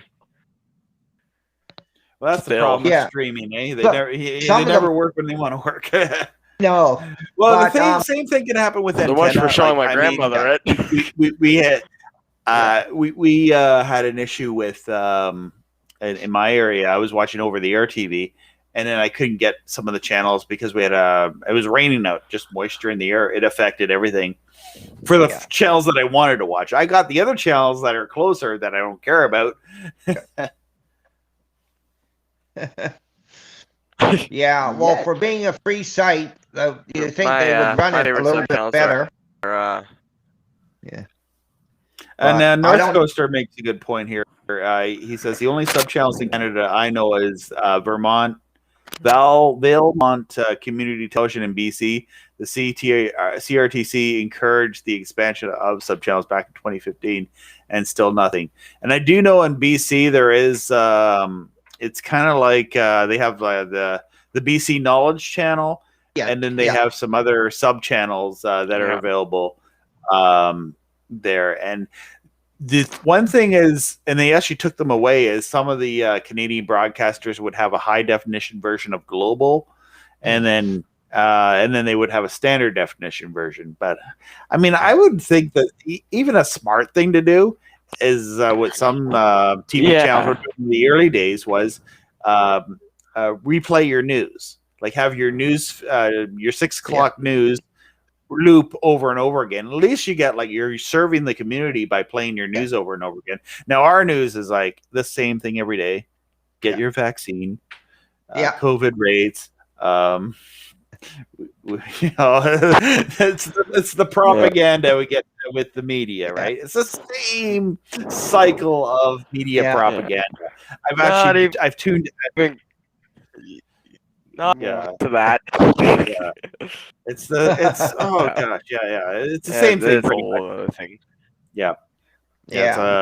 Anyway, so but I like to watch the first 10 to 15 minutes of the news where they talk about maybe a few things that are not their regular rotation of propaganda that they're going to put out. And there's so much news that is out there and they never talk about. I think that's why a lot of people gravitate to their local police website. Like we had a situation, we had a stay inside order today because there was a gunman at large. Yeah. Oh, excitement in Kingston, right? Yeah. So I didn't even hear about it, but my wife says, "Oh, the Kingston Police Facebook page says that there's a stay-at-home order." And it's like, okay, I guess we're not going for a walk this morning. Did they get the guy? Can you? They left the order, but they didn't get the guy. Apparently, isn't that already a stay-at-home order? And then it's the type of thing you never hear about on the news. Yeah. Important stuff. You can hear that on the news. Yeah. I can't stand the news anymore. More than 2 minutes, I think. Yeah. If I want to keep my TV, I won't watch. Yeah, no, that's why. That's why I know. Yeah. I mean, I used to love the news, and like I used to love our local news. And even though they had the rotation of propaganda, you know, there's that little bit in the news where they talk, you know, they might have been the local fluff stuff, but it's fun to see people that you know in your community. Because I live in a small city, so like if I watch the local news channel, and I see someone on TV, they have like a couch segment and all that kind of stuff for local stuff. Sometimes it's someone I recognize, right? So, or it's somebody I might even know. Someone I might have worked with or know in my community. So then I just say, hey, I saw you on CKWS. I like that, our news channel, but yeah, Global bought it and made it go downhill. Yeah. How long was it before you actually went from CTV to Global? It was gosh, I'd have to look up Wikipedia. It was CTV for about a year. Right. Yeah, because it was CKWS was a CBC affiliate. Yeah. Yeah, I remember when it was CBC affiliate, and back in those days, it was good because when you had the news, everything was local.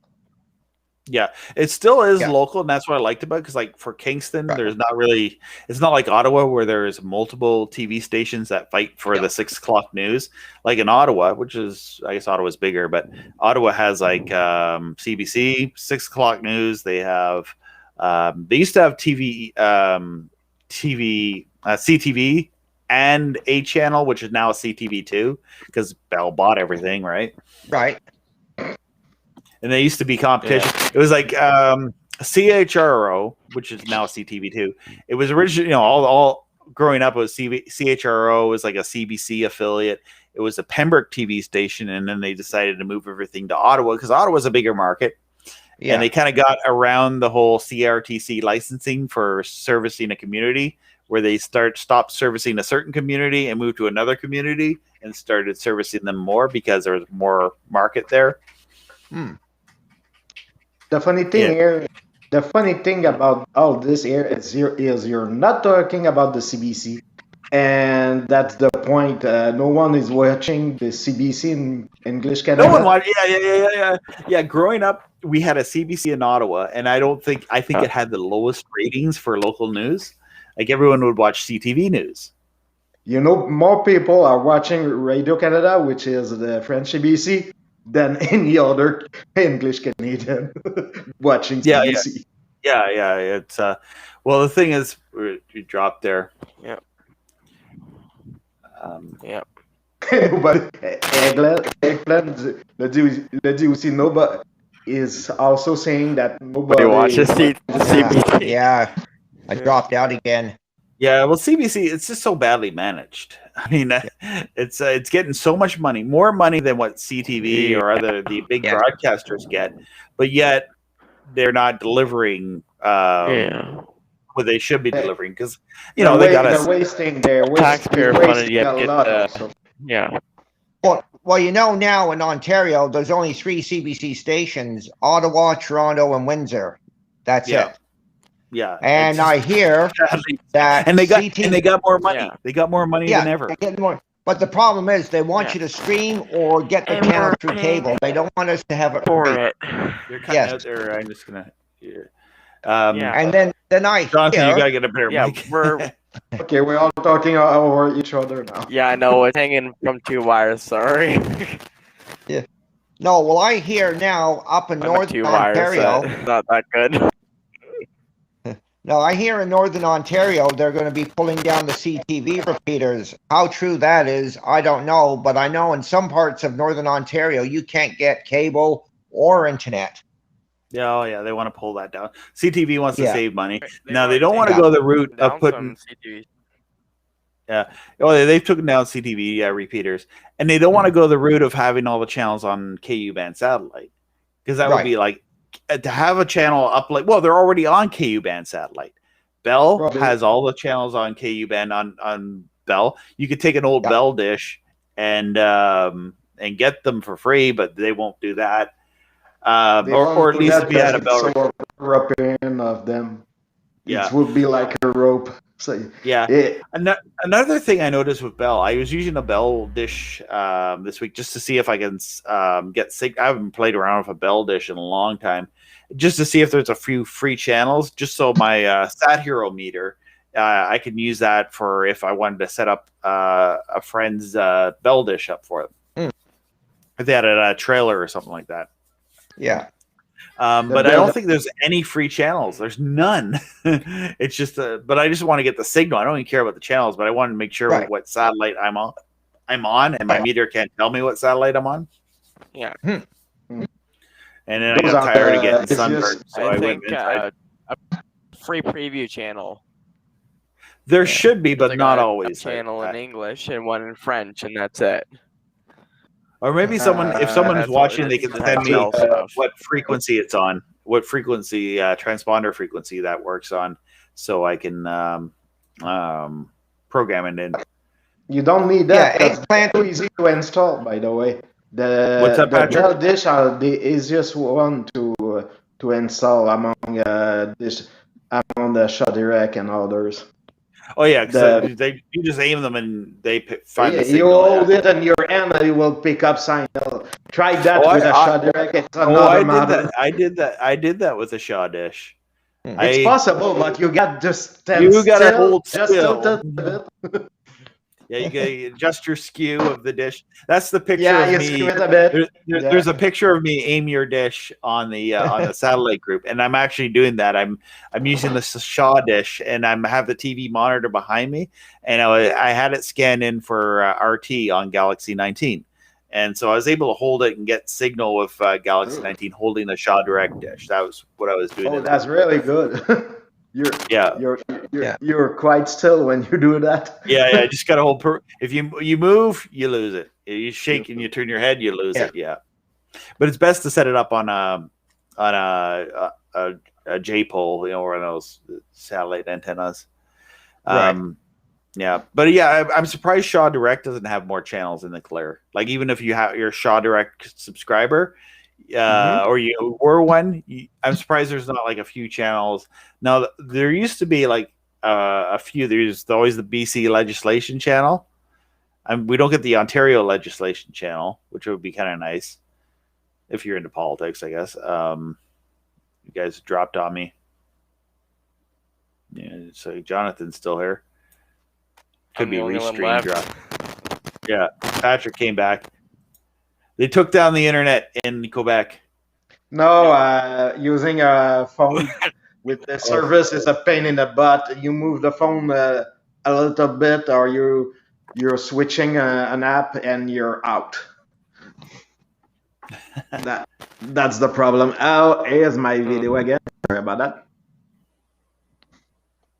Yeah, if you have an app that is going upfront on your phone, it will shut down the stream you're doing with Restream. So the phone, an Android phone is not the best for doing that. Right.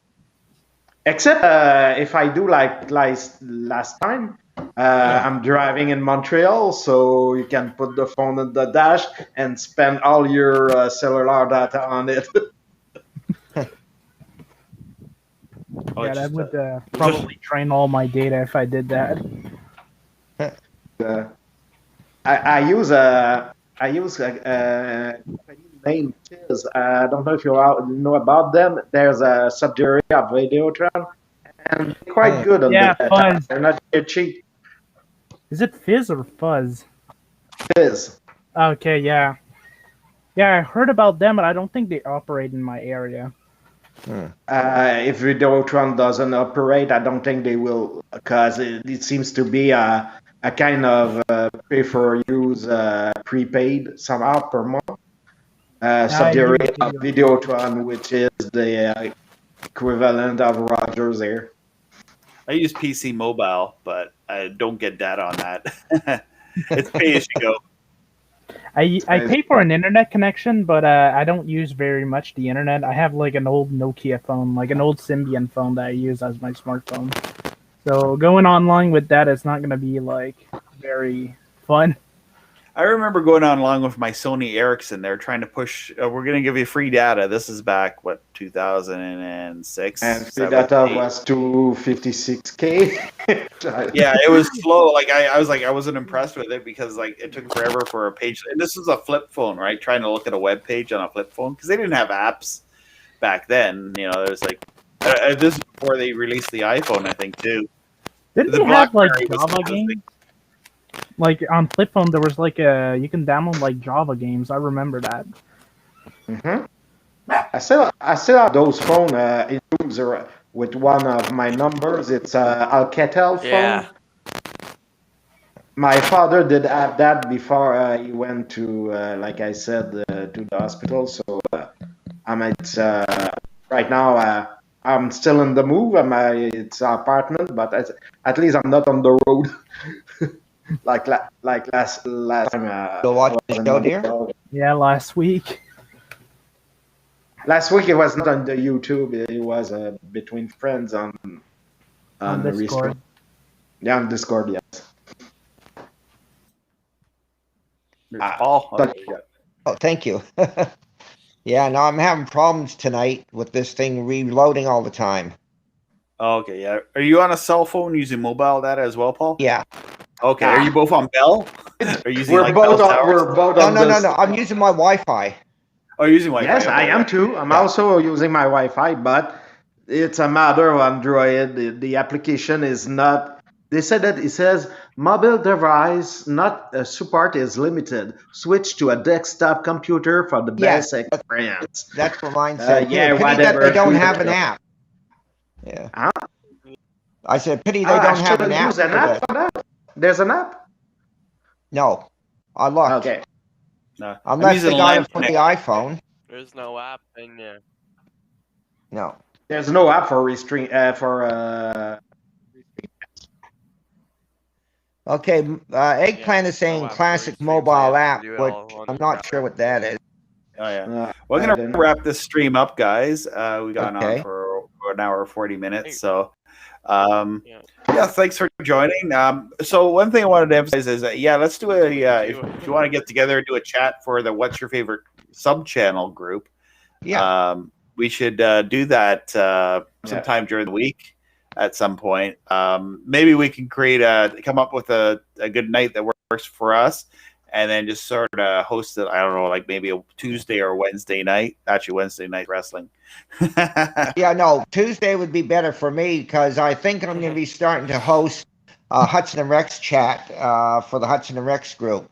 Okay, yeah. So maybe a Tuesday night.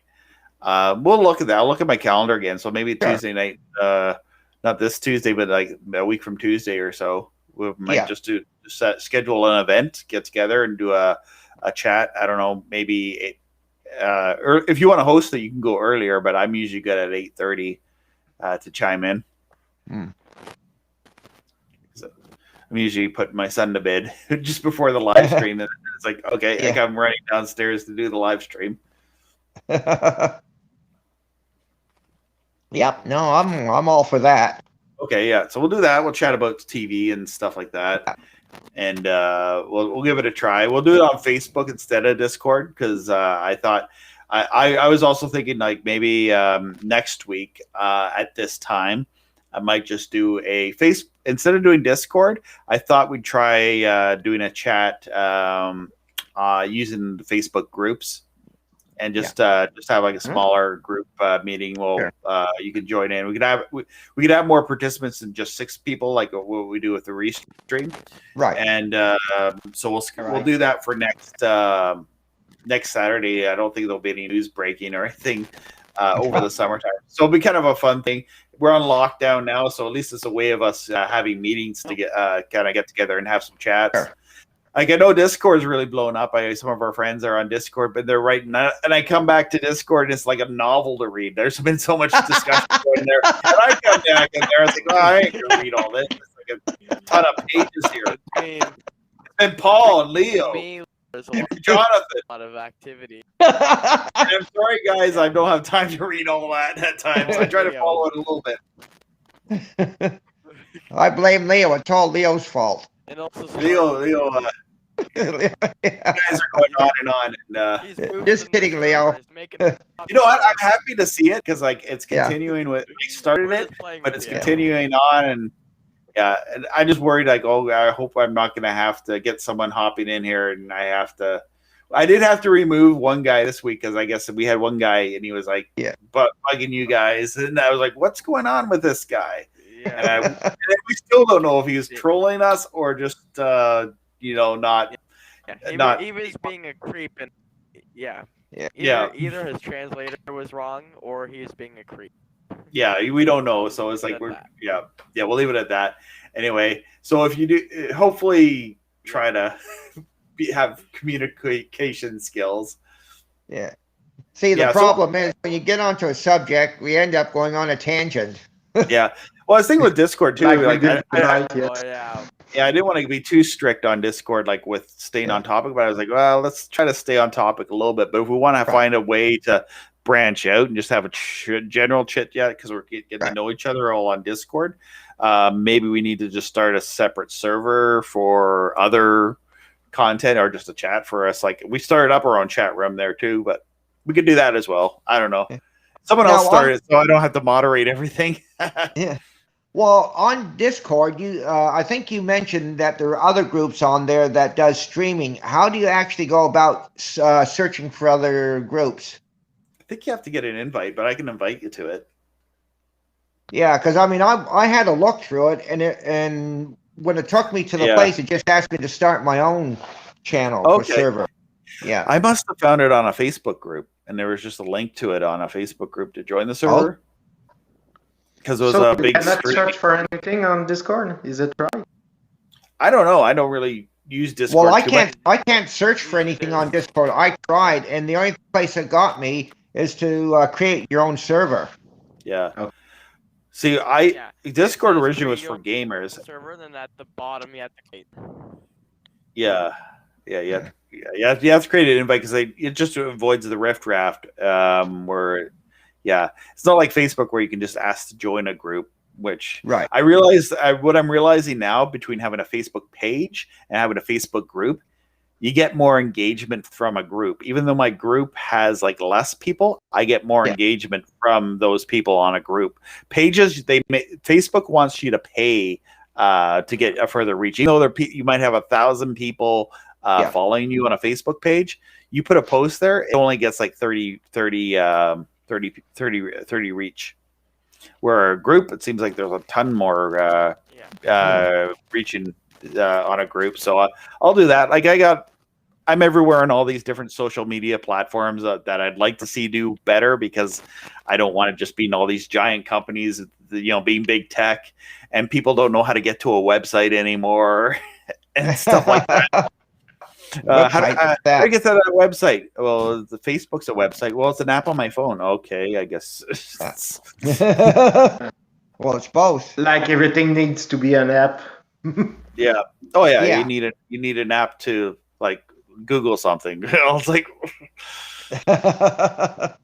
what's the app for Google? You can ask Google things. Like I can ask my phone here. Yeah. Oh yeah, because one time I had to update Google. Okay, Google. I ask the kids love when we play Obi. Yeah. Should I ask Google? Ask Google, yeah. Go for it. Okay, now it's time to mess with your Google. Oh, I'm not connected to the data because I was outside. I don't use the audio because they hear us all the time, so whatever. Okay, Google. I wonder what it'll say fastest. Okay. Is the CIA Google, what's the meaning of life? Listening to my through listening to me through this phone? Oops.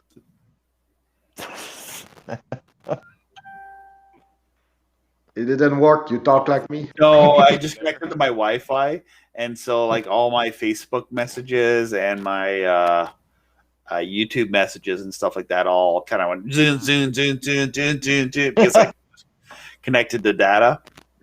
Mm-hmm. Okay, Google. Is the CIA or CSIS listening to me through this phone? Yes. Here are the top search results. See,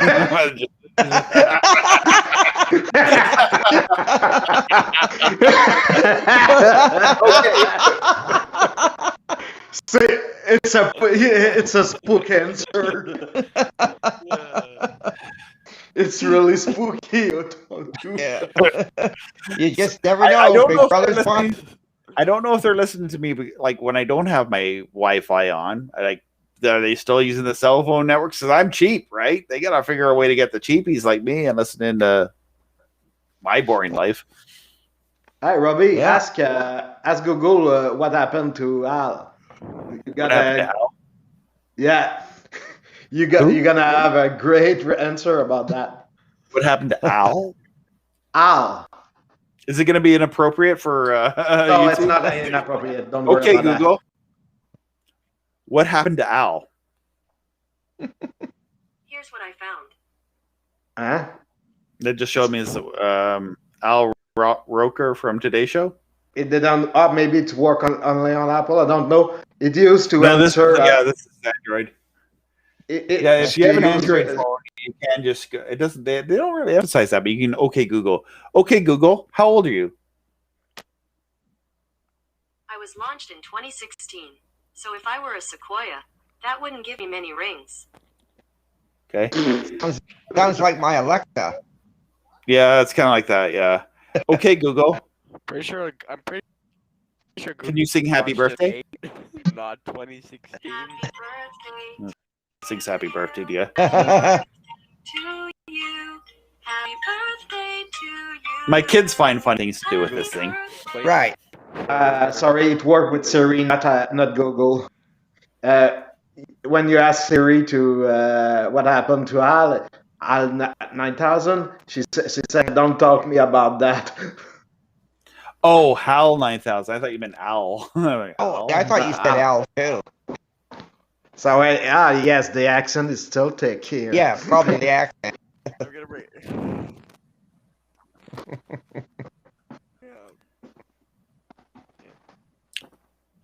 Sorry, guys. Are you guys going to be on stream on Discord after, or remembers that? Yeah, I'll go to Discord. Okay, well, I'm going to go to bed, but I don't know what's on tonight. Oh, I wanted to see the. I'm always on Discord. Yeah, we're on Discord. I like Discord because it's kind of like a free version of Zoom, and you can have as many participants. Same thing with Facebook groups. Really, you can just like have a big group on Facebook groups, really, and it's free, and everyone's on Facebook anyway. So, yeah. Well, I just found out in my American Pickers group, I got 48,000. That's the largest group I've got. 48,000? I didn't know about your American Pickers, the TV show. Yeah, it's called the Original American Pickers. Yeah. And then I got another one called Rick's Restoration, and boy, was that a mess. I've had to go in and take out all the trolls and all the spammers, and I've got admins that don't do anything, and then I've got a new crew of admins that help me go in and clean out those two groups, and now we got them up to spec again. I don't have any admins. I just let everything go as a free for all. It's like, I don't know who wants to be an admin, and also I don't want people like it being a power trip to them. Like, I like keeping things very free. Simple. Free and simple. Just don't talk about legal stuff, or else don't incriminate yourself. Like, don't be an idiot. Yeah, well, I find if you have a group with small amount of people, the groups run itself and you don't have any problem. Once you get into larger groups, then you have a lot of problem. I find when you get more than 1,000 people, that's when you start to have problems. No, you just got to start. More than 1,000, you say? Or even sorry? You said more than 1,000. Adding mods. 1,000. Yeah. See, with my Hudson and Rex group, I'm lucky. I've got about 1,200 in there, I believe, at the moment. And the group pretty much runs itself. I've only had problems with 2 people out of the whole lot, and that's not too bad. Yeah. Well, it's been like with you guys, Jonathan and Paul. It's like if we had a problem this week, you guys, Sparty let me know. That there was a troll in there, and then I just like, what's going on? Like, I don't. was it a misunderstanding? You know, as long as like it's hard for me to see, like it wasn't blatantly trollishly stuff. It wasn't like if there's trollishy stuff, I'll just like sometimes if there's certain words I see that are not appropriate to the group, gone. You know, or personal attacks or whatever. I even had someone almost felt like they were personally attacking me, and then I responded to them, and it seemed like it was cool after that in the other group. I'm in this other group for over the air stuff, and then some of the people who work in the broadcast industry hate when people come in and talk about free to air satellite. It's just that just thing people in the broadcast industry they hate. I think it's back to like, you know, there was free satellite TV was like one of the original free TVs setups, and they just didn't like they don't like people talking about it. I remember when I worked for I volunteered for Rogers, the people that worked there they hated satellite. They had nothing nice to say about like this was like back in '96 when C-band was still people were still using C-band for like subscription service and stuff like that. And anyway, so it's anyway, people there like there's a group called for over the air and streaming and satellites, and then once you say stuff about satellites, they're like disinfo. It's like, oh, there's nothing, everything's encrypted on satellite, or it's all religious channels. Well, maybe on like on Galaxy 19 there's a lot of religious channels, but not like a 101 West. Think about KU-band. Yeah. If you think about the KU-band, they're quite true. It's quite true, but there's not a whole lot on KU-band. It's like all the like a lot of the stuff that most people would probably like. It would be on C-band where you need a large dish. Right. Where KU-band, there's not as many channels. I mean, I wish there was. I wish all the diginets like Me TV and Cozy Cozy is on KU-band on 103 West. But like all the diginets, I think that would be great for KU-band.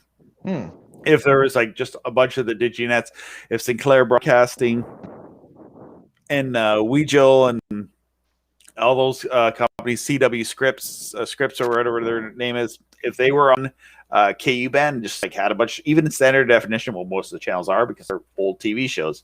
There's no need for high definition channels. Okay, guys, I'm gonna turn off the stream here. So I probably won't stream for a few weeks but I'll do the Facebook groups and the Discord stuff, and I'll set out time for the events, and then we'll just do it that way. And also, if you watch some of my streams, I put all my streams into a playlist on my YouTube channel, so you can still find them. They've just been delisted so that you can't find them in the search. So that's how you can find them. It's just go into my YouTube channel, look at the playlist, and on the live streams, and you'll find the old live streams still there.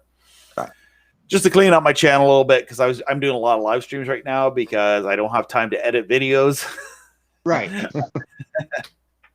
They decided that it was a good idea to close down all the schools, so that's giving me extra. Yeah. Okay, but I just noticed live streams, even big YouTube channels, they'll have a live stream. The live stream's like a third of their audience of their 10-minute videos. Right. But I know that people do the people who participate in the live streams, I think they enjoy the live streams. Yeah, we do. Yeah. But the question is, how much people do watch it afterward? Afterward? Not as many as like a video, but with the replay for the first few days, I think as many people who participate in it live will watch it back. Okay. So it's not as huge as say a video where some videos could get like quite a few thousand views in a week, and then other where the streams don't, unless it's like a topic that really gets a lot of people. Like right now, tonight, I thought it might have been. But another thing is, I don't think we're streaming on Facebook. Seems to be like there's an issue with Facebook sending the data. I don't see it on Facebook, but I do see it on YouTube and on. Actually, I don't see it anywhere else. We're exclusively on YouTube right now, even though I'm using Restream. It's showing me that I've only got 18 people here on YouTube, and then everywhere else is not working. Yeah. There are many other people that have the same problem. It's always the Facebook stream that go out. Yeah. And Facebook has a big reach. There's a reason why I use Facebook, because Facebook will reach a lot of people. A lot of people have mobile data, and on their plans is they might have a limited amount of data on their plans, but they have unlimited Facebook. So if we're watching a video on Facebook, it's unlimited. And which which provider are you talking about? Now, when I first had Bell, I had Bell back with my first smartphone, and I had data, and it was unlimited social media. I had like 5 or 6 gigabytes of mobile data, but my social media, and I don't think it covered YouTube. It covered like Twitter and Facebook. It was unlimited. So I could be when I was on mobile, I could be on Facebook all the time. That was a plan that maybe they don't offer that anymore, or maybe Bell still does. Yeah, this was back, I don't know, was it 2011? Those things have been discontinued. Yeah. Okay, they don't have that anymore. I know. I thought they might have, but they're grandfathered in, but now. And it was expensive. It was like $80 a month. Still have the old plan. Mm-hmm. And 2 years ago, they all changed their plan again for a kind of plan that include every fees in one big number, like 30, 60, 40, $70. And all those old plans went away with that. So it's in preparation for having more data, like 10 gigabyte, 20, and so on, to be ready for the 5G. So they kind of have changed the. So how much is 5G going to cost people? Like, they're going to promote that, and then you're gonna go through your data in one day. Yeah, that's true. It will, because don't stream it 4K on your phone. Eggplant says $400 a month. I don't know. I don't want to. I actually made a comment on Bell's Facebook page, or they had an suggested ad, right, for Bell. It's offering 5G. We're great. We're Bell. We're offering 5G. We're the best ever. Giving 5G. And I'm like, whoever asked for this, and why it is. Yeah. The thing with 5G is that it's an answer to a need that no one had, but that's the only answer they can get because it's a marketable answer. You cannot provide more bandwidth on people that are far away like me on a system that is not 5G, because it's like same old. It's not marketable as a new thing, but 5G can be marketable as a new thing. So went for the marketing side of things, not the engineering, because the fact is, all we need here is more bandwidth on your cable, on your phone, but on your landline, what I mean, but not on your phone, on your cellular phone. You don't need more bandwidth. We have plenty for now. And see, I thought the Starlink satellite would be more of like a cell phone type of like a sat phone type deal, right? Where it could be mobile data from the Starlink satellites, which I think it's possible to an extent, because Starlink they're in beta right now, and who knows where they can make the technology be even faster. They're even looking at, I was watching a thing, but I didn't realize Starlink's going to offer laser data transfer. Only between the actual sats. The uplinks and the satellites. Okay, so won't be using. And between the sats also between each sat. Uplink stations. Okay, yeah. So it won't be like the end user has a laser, but it will be the the uplinks. It's satellite uplinks, that's the lasers will have an amazing amount of bandwidth. If they're using lasers like for satellites, for uplink, and they could get a lot more data than with RF. In TV broadcasting, they do that? No, they don't, but they could. I think they've experimented. I've heard of experiments and stuff like that. They put a laser on the moon. They left the glass things for laser on the moon, but I don't think it's for data. I think it was more. Well, it was more for like to test to gauge the distance of the moon from the Earth, if they actually went to the moon. Yeah. Oh, something again on this.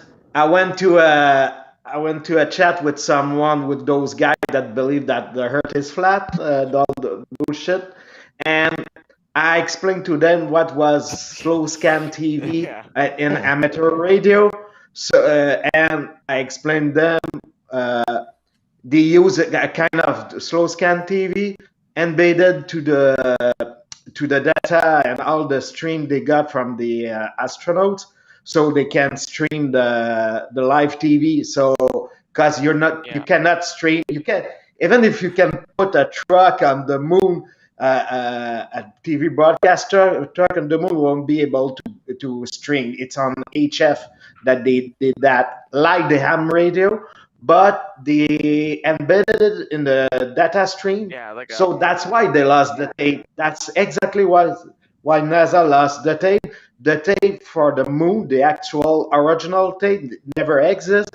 It was a computer tape full of data stream, and they then back in the day they then kept the the two reels data backups. I'm surprised they didn't have like a videotape machine like before because they used a projection screen. They pointed a TV could not camera. do that at the time. They could not, because the slow scan TV was so out of whack tech wise compared to the broadcast signal. The only thing they could do is film the actual, like you said, the actual screen.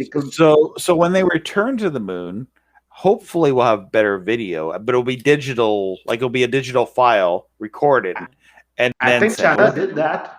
Yeah. Is it possible that China went back to the moon? Yeah. Well, they got footage of the helicopter on Mars, and that's on Mars.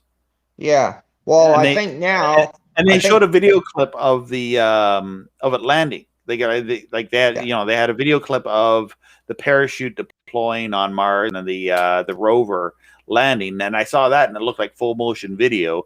Obviously, it wasn't live. They had to compress the video from the probe and send it. And it takes a long time to send that. It's like dial-up modem. Your internet is slow. Think about going to Mars. yeah. With the Mars rover, they said it's equivalent to like a dial-up modem. I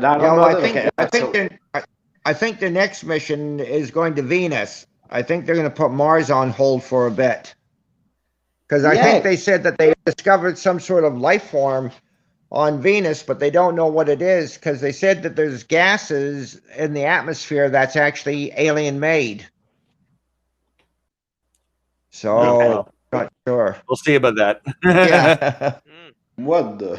It seems weird that the only reason they go to a worse planet is just to make some propaganda about keeping or clean because we're gonna look like Venus or something like that. That's actually what they said on No Agenda last this week. So they thought the only reason they do that is just to make some propaganda about keeping our Earth clean enough, stuff like that. The usual bullshit. Yeah. Well, anyway, on that note, I think I'll close the stream down and we'll talk next time. We'll chat for a few minutes here in the after show, but I'm going to tear down my lighting kit. Well, not tear it down, but just turn it off. I've been leaving my lights here and just Anyway, so you guys, I'll chat. We'll put a link out and I'll put a notification out when we're going to do our next stream. But I like to do these streams. I like to connect on these streams. Sometimes I get messages on all these social media places and I can't keep up with it. So, but you can find me at my email, Robbie_Strike@hotmail.com, my email from the 90s. And we'll talk. Also, Facebook or my YouTube channel comments is probably the best place. I look there once a day. Yeah. And hopefully it's not a question so super complicated that I can't figure out, because I look at it in the morning, because everyone tends to ask at 2 in the morning or something, and I wake up at 6 o'clock and it's like, anyway, have a good one.